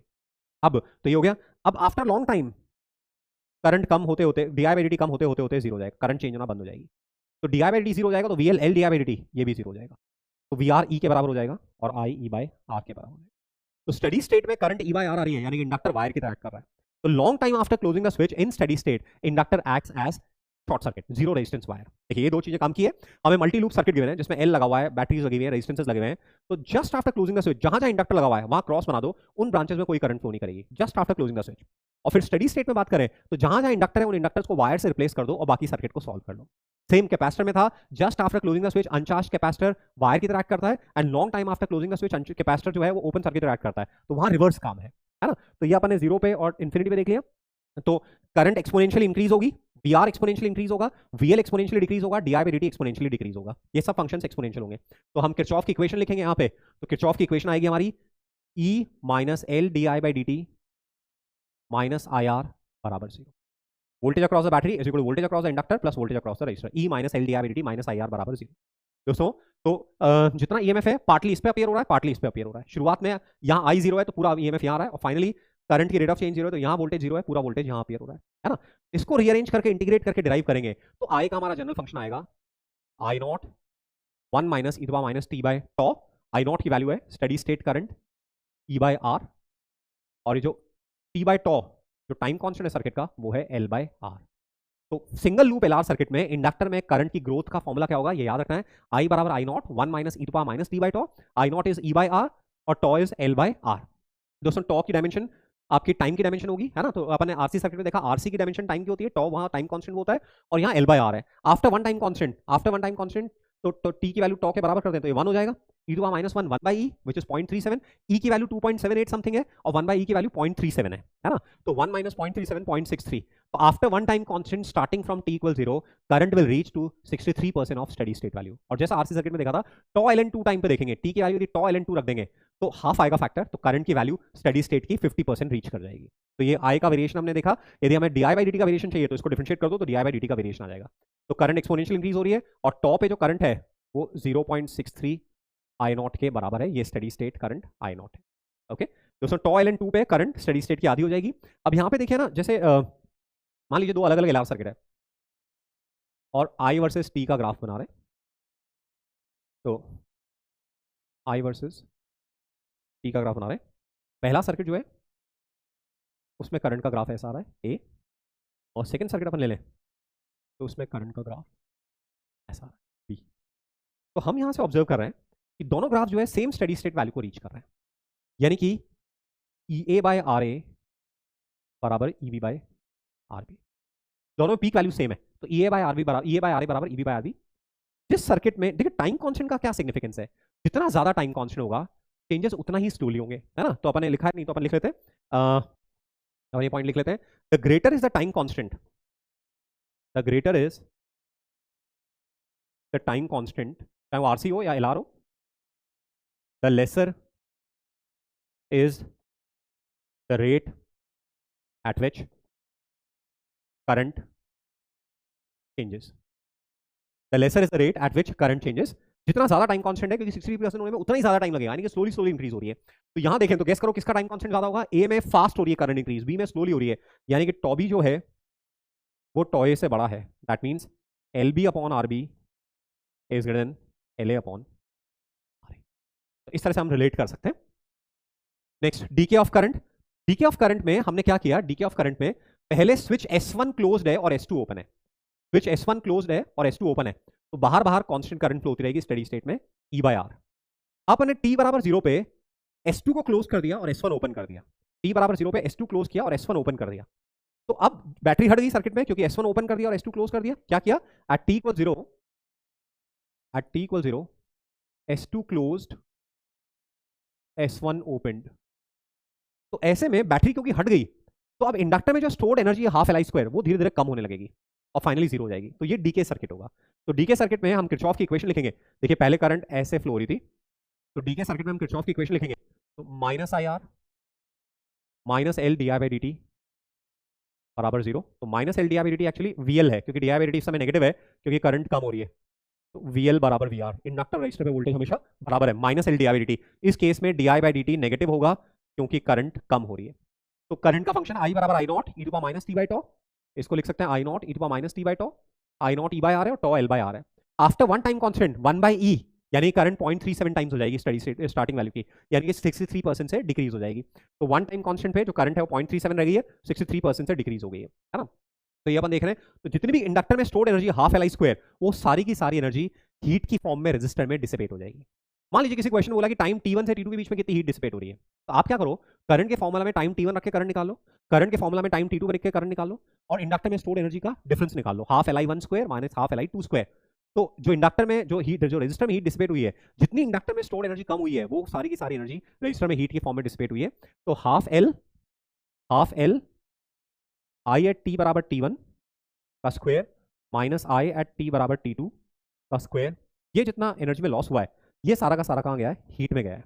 और ये 0 से इन्फिनिटी में देखेंगे तो पूरी की पूरी एनर्जी जो इंडक्टर में स्टोर थी हाफ एल आई स्क्वायर वो पूरी की पूरी रेजिस्टर में हीट के फॉर्म में डिसिपेट हो जाएगी।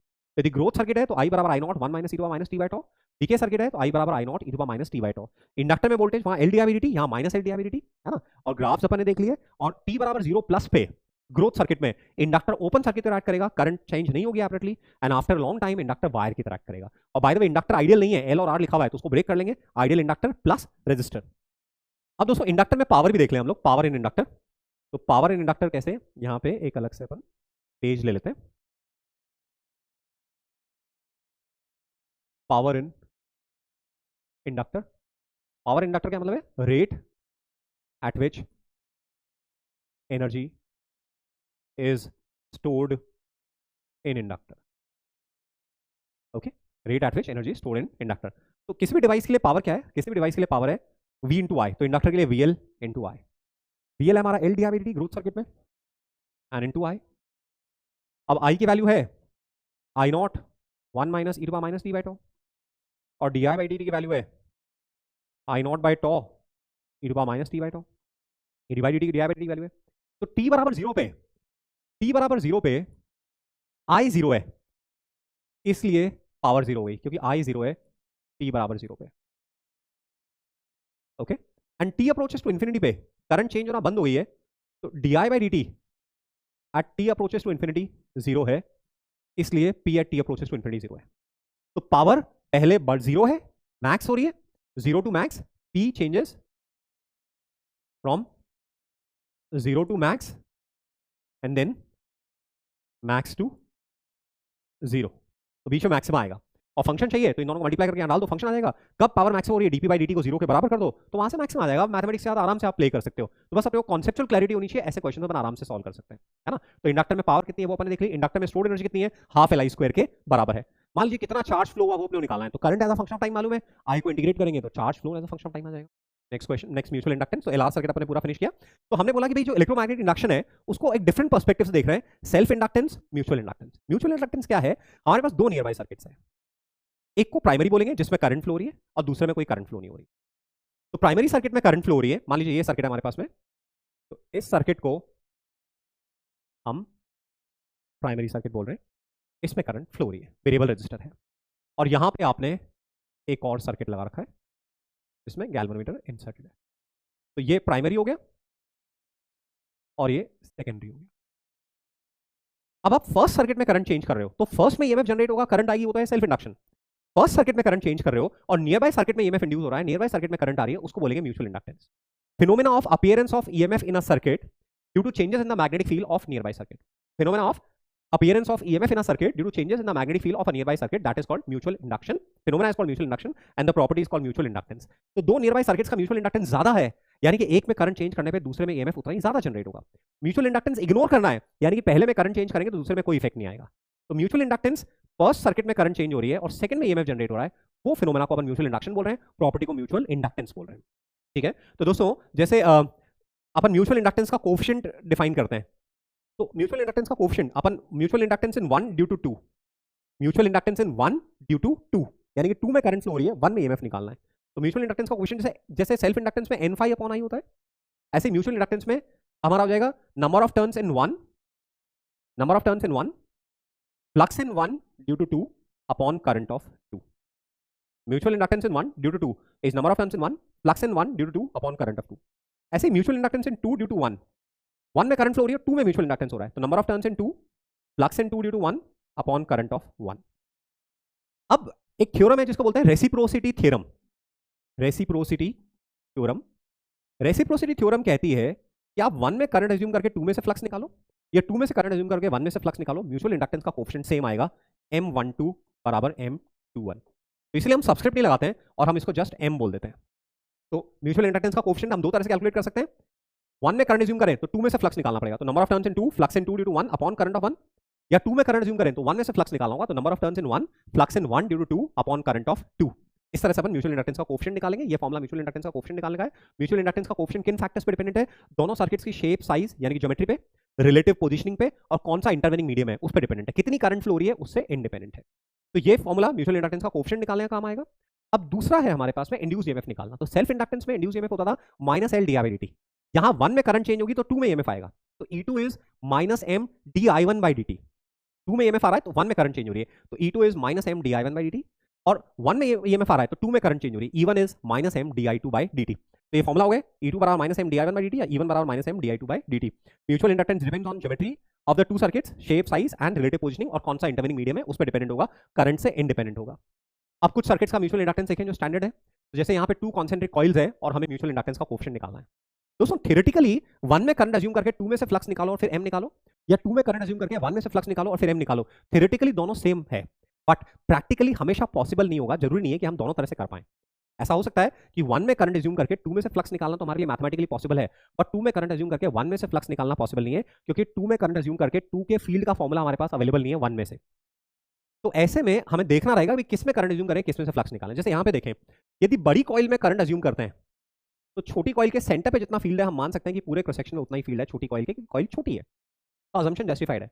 बट यदि 2 में करंट अज्यूम करें, तो ये छोटी वाली कॉइल में करंट अज्यूम करें, छोटी वाली को अपन R1 बोल देते हैं, ये R1 है और ये R2 है, R1 R2। तो छोटी वाली कॉइल में करंट अज्यूम करें और बड़ी में से फ्लक्स निकालना चाहें, तो फिर अजम्पशन जस्टिफाइड नहीं होगा कि जितना सेंटर पे फील्ड है उतना ही पूरे एरिया में फील्ड है, वो गलत हो जाएगा। तो यहाँ बड़ी वाली कॉइल में करंट अज्यूम करना होगा, छोटी में से फ्लक्स निकालना होगा। तो म्यूचुअल इंडक्टेंस का कोएफिशिएंट निकालना है, सेकंड में करंट अज्यूम करनी है, यानी 1 में से फ्लक्स निकालना है। तो number of turns in 1, flux in 1 due to 2 upon current of 2, that is number of turns in 1, flux in 1 due to current of 2, तो area of 1, magnetic field of 2 upon I2, that is N1, magnetic field of 2 mu naught N2 I2 upon 2R2 into A1 upon I2।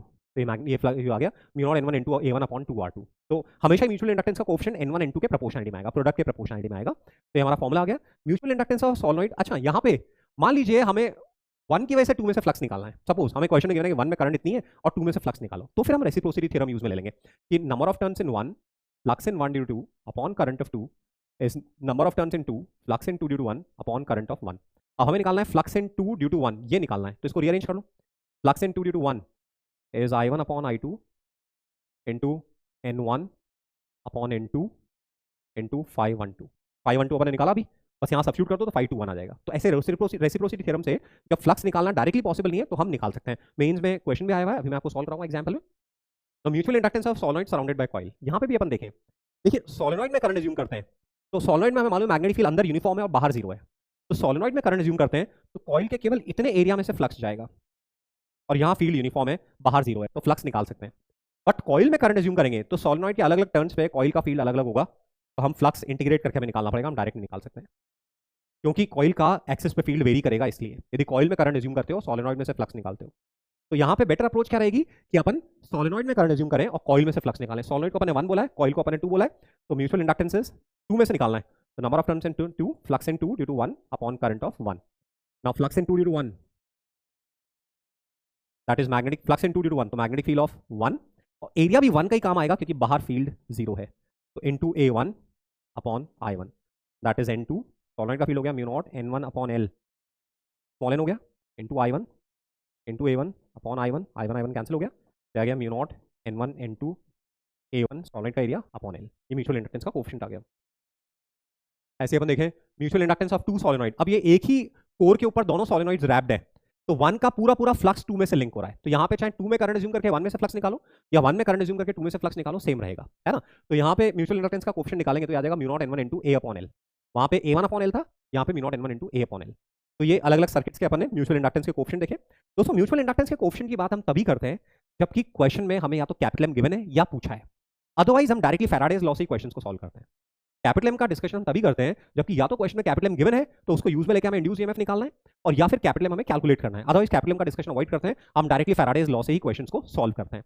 तो अब mutual inductance का छोटा सा section है, formula based है। Last section पे आते हैं कॉम्बिनेशन ऑफ इंडक्टर्स। एनसीईआरटी में नहीं गिवन है बट हमारे लिए काम कीजिए। इंडक्ट जैसे रेजिस्टर्स को कंबाइन करते हैं, कैपेसिटर्स को कंबाइन करते हैं, सेल्स को कंबाइन करते हैं, ऐसे इंडक्टर्स को कंबाइन करते हैं। हम मान के चल रहे हैं कि इंडक्टर्स का म्यूचुअल इंडक्टेंस नेग्लिजिबल है, यानी कि 1 2 आपस में एक दूसरे पे इन्फ्लुएंस नहीं डाल रहे हैं। 1 में करंट चेंज हो रही है तो 2 में ईएमएफ नहीं आ रहा है, 2 में करंट चेंज हो रही है तो 1 में ईएमएफ नहीं आ रहा है, आपस में एक दूसरे पे इन्फ्लुएंस नहीं डाल रहे हैं, ये अपन मान के चल रहे हैं। ओके, तो ऐसे में सीरीज कॉम्बिनेशन में हम किरचॉफ लिखेंगे तो minus L1 di1 by dt di by dt minus L di by dt minus L2 di by dt, ये पोटेंशियल डिफरेंस होगा एन पॉइंट्स के बीच में। और एक सिंगल कॉइल होगी तो पोटेंशियल डिफरेंस होगा minus L di by dt। तो यहाँ से सेल्फ इंडक्टेंस आ रहा है L1 प्लस L2, तो सीरीज कॉम्बिनेशन में सेल्फ इंडक्टेंस होगा L1 प्लस L2। ऑलराइट, यहाँ हमने सेल्फ इंडक्टेंस, हमने म्यूचुअल इंडक्टेंस को इग्नोर किया है, बट यदि म्यूचुअल इंडक्टेंस पे इनकॉर्पोरेट करना है तो मैं आपको ये लर्न करने के लिए बोल रहा हूँ, क्योंकि एग्जाम में डिराइव करना डिफिकल्ट होगा, आप कंफ्यूज भी हो सकते हो, तो लर्न करने के लिए बोल रहा हूँ। यदि आपस में म्यूचुअल इंडक्टेंस कैपिटल में, तो ऐसे में यदि म्यूचुअल इंडक्टेंस को इनकॉर्पोरेट कर रहे हैं तो दोनों कॉइल्स में यदि एक ही सेंस में करंट फ्लो हो रही है, देखो यहाँ पे एक ही सेंस में करंट फ्लो हो रही है, ऐसे करंट और यहाँ पे भी करंट ऐसे एक ही सेंस में फ्लो हो रही है, तो दोनों कॉइल में एक ही सेंस में मैग्नेटिक फील्ड आ रहा है। तो ऐसे में फॉर्मूला होगा L1 plus L2 plus 2M, जब दोनों में एक ही सेंस में करंट फ्लो हो रही है। और कॉइल की वाइंडिंग ऐसी है कि करंट ऑपोजिट सेंस में फ्लो हो रही है, यहाँ देखो ऐसे हो रही है और यहाँ ऑपोजिट सेंस में ऐसे हो रही है। तो ऐसे में L1 plus L2 minus 2M, M ignore कर रहे हो तब तो L बराबर L1 plus L2, M incorporate कर रहे हो तो यदि सेम सेंस में करंट फ्लो हो रही है तो L1 plus L2 plus 2M, और ऑपोजिट सेंस में करंट फ्लो हो रही है तो L1 plus L2 minus 2M, ये हमें याद रखना है। तो by the way LR circuit में 2 इंडक्टर सीरीज में गिवन है, तो अपन directly L equivalent L1 plus L2 ले लेंगे। मोस्टली M वाला नहीं होता है, बट फिर भी एग्जामिनर पूछता है तो आपको ध्यान रहे L1 plus L2 plus 2M, L1 plus L2 minus 2M। Okay, अब पैरेलल कॉम्बिनेशन में, तो पैरेलल कॉम्बिनेशन में ये 2 इंडक्टर्स हैं जो कि आपस में पैरेलल में, हम म्यूचुअल इंडक्टेंस इग्नोर कर रहे हैं। ओके, तो यहां से करंट I आ रही है, इधर I1 जा रही है, इधर I2 जा रही है, तो पोटेंशियल डिफरेंस ऊपर वाले में minus L1 di1 by dt, इधर minus L2 di2 by dt, दोनों में पोटेंशियल डिफरेंस सेम आ रहा है। और इसकी जगह एक सिंगल इंडक्टर लगाते हैं जिसमें I करंट फ्लो कराएं, तो उसमें भी इतना ही पोटेंशियल डिफरेंस आना चाहिए, तो minus L di by dt, I बराबर I1 प्लस I2 है। हमने इसको रिप्लेस किया है एक सिंगल इंडक्टर से जिसमें I करंट जा रही है, तो जितना यहाँ पोटेंशियल डिफरेंस आ रहा है उतना ही पोटेंशियल डिफरेंस यहाँ आना चाहिए, तो इसलिए पोटेंशियल डिफरेंस को अपन ने इक्वेट कर दिया। यहाँ minus L1 di1 by dt, यहाँ minus L2 di2 by dt, इसलिए सिंगल है तो minus L di by dt equate कर दिया। इसको डिफरेंशिएट कर दो, di by dt di1 by dt, di by dt di1 by dt plus di2 by dt, और ये di by dt di1 by dt di1 by dt di2 by dt की value substitute कर दो इसके terms में, तो पूरा simplify होके ये हमारे पास आ जाएगा 1 बाई L बराबर 1 by L1 plus 1 by L2। तो पैरेलल कॉम्बिनेशन जैसे रेजिस्टर्स होते हैं बिल्कुल वैसे ही 1 by L1 plus 1 by L2। In case capital में इनकॉर्पोरेट करना है तो यदि वाइंडिंग इस तरह से कि दोनों में सेम सेंस में करंट फ्लो हो रही है तो 1 upon L1 plus M 1 upon L2 plus M, और ऑपोजिट सेंस में करंट फ्लो हो रही है तो 1 upon L1 minus M plus 1 upon L2 minus M, ये हमारा फॉर्मुला लगेगा पैरेलल कॉम्बिनेशन का। तो ये मैं याद रखने के लिए सजेस्ट करूंगा दोस्तों। इंडक्टर में पैरेलल में करंट किस रेशो में डिवाइड होगी, तो ये अपने को ध्यान रखना है कि इन पैरेलल कॉम्बिनेशन, ये थोड़ा सा यहाँ पे टाइपोग्राफिकल एरर है, आई इसको अपन कट कर देते हैं, आई जो है वो इनवर्सली प्रोपोर्शनल टू एल होगा, यानी कि I1 is to I2 is to I3, जो डिवाइड होगी इंडक्टर में current 1 upon N1 is to 1 upon L2 is to 1 upon L3। Parallel में करंट इंडक्टेंसेस के इनवर्स रेशियो में डिवाइड होगी, I1 is to I2 is to I3 1 upon L1 is to 1 upon L2 is to 1 upon L3। जैसे मान लीजिए मैं एक example लेता हूं, मैंने आपको दिया कि भाई यहाँ पे एक बैटरी है, ये रेजिस्टर है, स्विच है, और यहाँ 2 इंडक्टर्स हैं। ओके, आर मैंने दे रखा है सपोज 4 ओम, और ईएमएफ दे रखा है मैंने 12 वोल्ट, L1 की वैल्यू है सपोज 2 हेनरी, L2 की वैल्यू है 3 हेनरी। बोला find current through both inductors in steady state. Steady state में दोनों इंडक्टर्स के थ्रू करंट निकालनी है ना। तो स्टेडी स्टेट में इंडक्टर वायर की तरह रोल करेगा, तो ऐसे केस में स्टेडी स्टेट में टोटल करंट कितनी होगी, E by R, that is 3 ampere. अब इन दोनों में डिवाइड करना है, तो आधी आधी डिवाइड नहीं करनी, आप बोलोगे वायर है तो आधी आधी नहीं, इंडक्टर में इंडक्टेंसेस के इनवर्स रेशियो में डिवाइड होगी, I1 upon I2 is L2 upon L1, that is 3 by 2। तो I1 is 3 upon 3 plus 2 into total current which is 3 ampere, तो 9 अपॉन 5 1.8 एम्पियर I1 में से आ रही है, 1 में से आ रही है, तो सेकंड में से जाएगी 1.2 एम्पियर जाएगी। तो ऐसे इनवर्स रेशियो में डिवाइड होगी। तो इंपॉर्टेंट कॉन्सेप्ट है, जो मोशन ईएमएफ में है, ये हमारे पास कंडक्टिंग रेल्स है, और आपने t बराबर 0 पे ये रेजिस्टेंस आर है, लेंथ एल है, इसका रेजिस्टेंस कैपिटल आर है, मैग्नेटिक फील्ड अंदर यूनिफॉर्म है। एट t बराबर 0 a constant force starts pulling the rod। तो जैसे ही ये फोर्स पुल करना स्टार्ट करेगा, है ना, ये फोर्स पुल करना स्टार्ट करेगा, तो फोर्स पुल करना स्टार्ट करेगा तो इसमें स्पीड आना स्टार्ट होगी, स्पीड आना स्टार्ट होगी तो मोशनल ईएमएफ आना स्टार्ट होगा।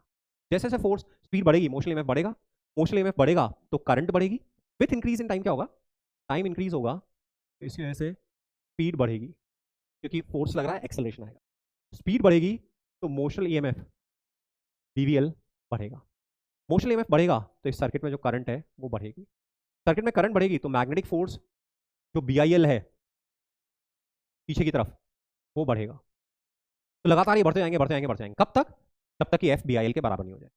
तो अल्टीमेटली एक स्टेडी स्टेट आ जाएगी, इन स्टेडी स्टेट हमारा एफ है वो BIL के बराबर हो जाएगा। तो यदि मान लो स्टडी स्टेट में करंट निकालनी है तो बस यहीं से निकाल दी, F इज BIL, तो स्टडी स्टेट करंट अपने को मालूम पड़ गई, I बराबर F अपॉन BL।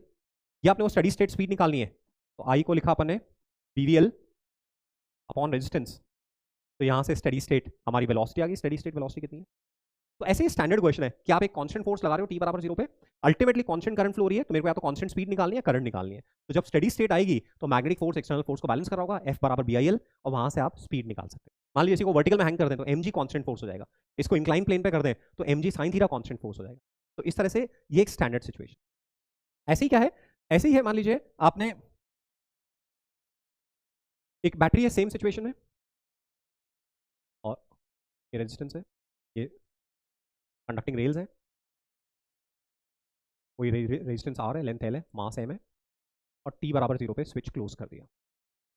ओके, तो T बराबर 0 पे स्विच क्लोज कर दिया और मैग्नेटिक फील्ड यूनिफॉर्म अंदर दे रखा है। तो जैसे स्विच क्लोज करेंगे तो सर्किट में करंट आएगी। अभी स्पीड 0 है, T बराबर 0 पे स्पीड 0 है, तो जैसे ही स्विच क्लोज करेंगे तो सर्किट में करंट आएगी।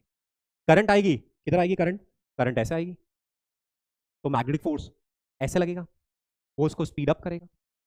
तो जैसे ही करंट आएगी तो मैग्नेटिक फोर्स आएगा, और मैग्नेटिक फोर्स की वजह से स्पीड बढ़ेगी। स्पीड बढ़ेगी तो मोशनल ईएमएफ E बराबर BVL जनरेट होगा, वो भी बढ़ेगा।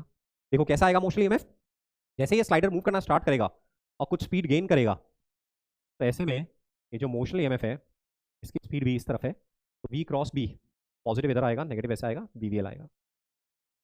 तो ये तो E है और ये 0 से बढ़ना स्टार्ट हुआ है, तो डोमिनेट यही करेगा, डोमिनेट यही करेगा। तो BVL बढ़ेगा, BVL बढ़ेगा तो सर्किट में जो नेट करंट है वो कम होती थी, बट जब तक करंट रहेगी मैग्नेटिक फोर्स रहेगा, और मैग्नेटिक फोर्स रहेगा तो स्पीड बढ़ेगी। तो स्पीड बढ़ती जाएगी, मोशन ईएमएफ बढ़ता जाएगा, तो नेट ईएमएफ कम होता जाएगा, और फाइनली स्टेडी स्टेट में, इन स्टेडी स्टेट नेट ईएमएफ 0 हो जाएगा, मतलब E बराबर BVL हो जाएगा। तो ये स्टेडी स्टेट वेलोसिटी निकाल सकते हैं। अब कंडक्टर कांस्टेंट स्पीड से चलता रहेगा, कंडक्टर कांस्टेंट स्पीड से चलता रहेगा, सर्किट में करंट 0 हो जाएगी। ठीक है, तो ये कुछ ऐसी सिचुएशन है जिसमें कि कंडक्टर के साथ अपन डील कर रहे हैं। मान लीजिए ऐसी एक और सिचुएशन जिसमें मेंस मिड साइड एडवांस सबके लिए आपने T बराबर 0 पे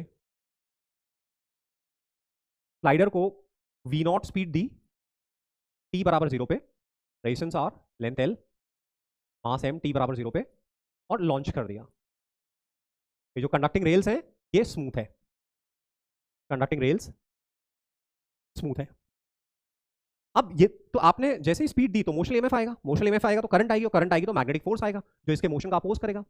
यदि हम एक्सटर्नल फोर्स नहीं लगा रहे हैं तो उस मोशन ईएमएफ की वजह से धीरे धीरे स्पीड ये कम होने लगेगी, और फाइनली कितनी हो जाएगी, 0 हो जाएगी, है ना। So speed will keep on decreasing because of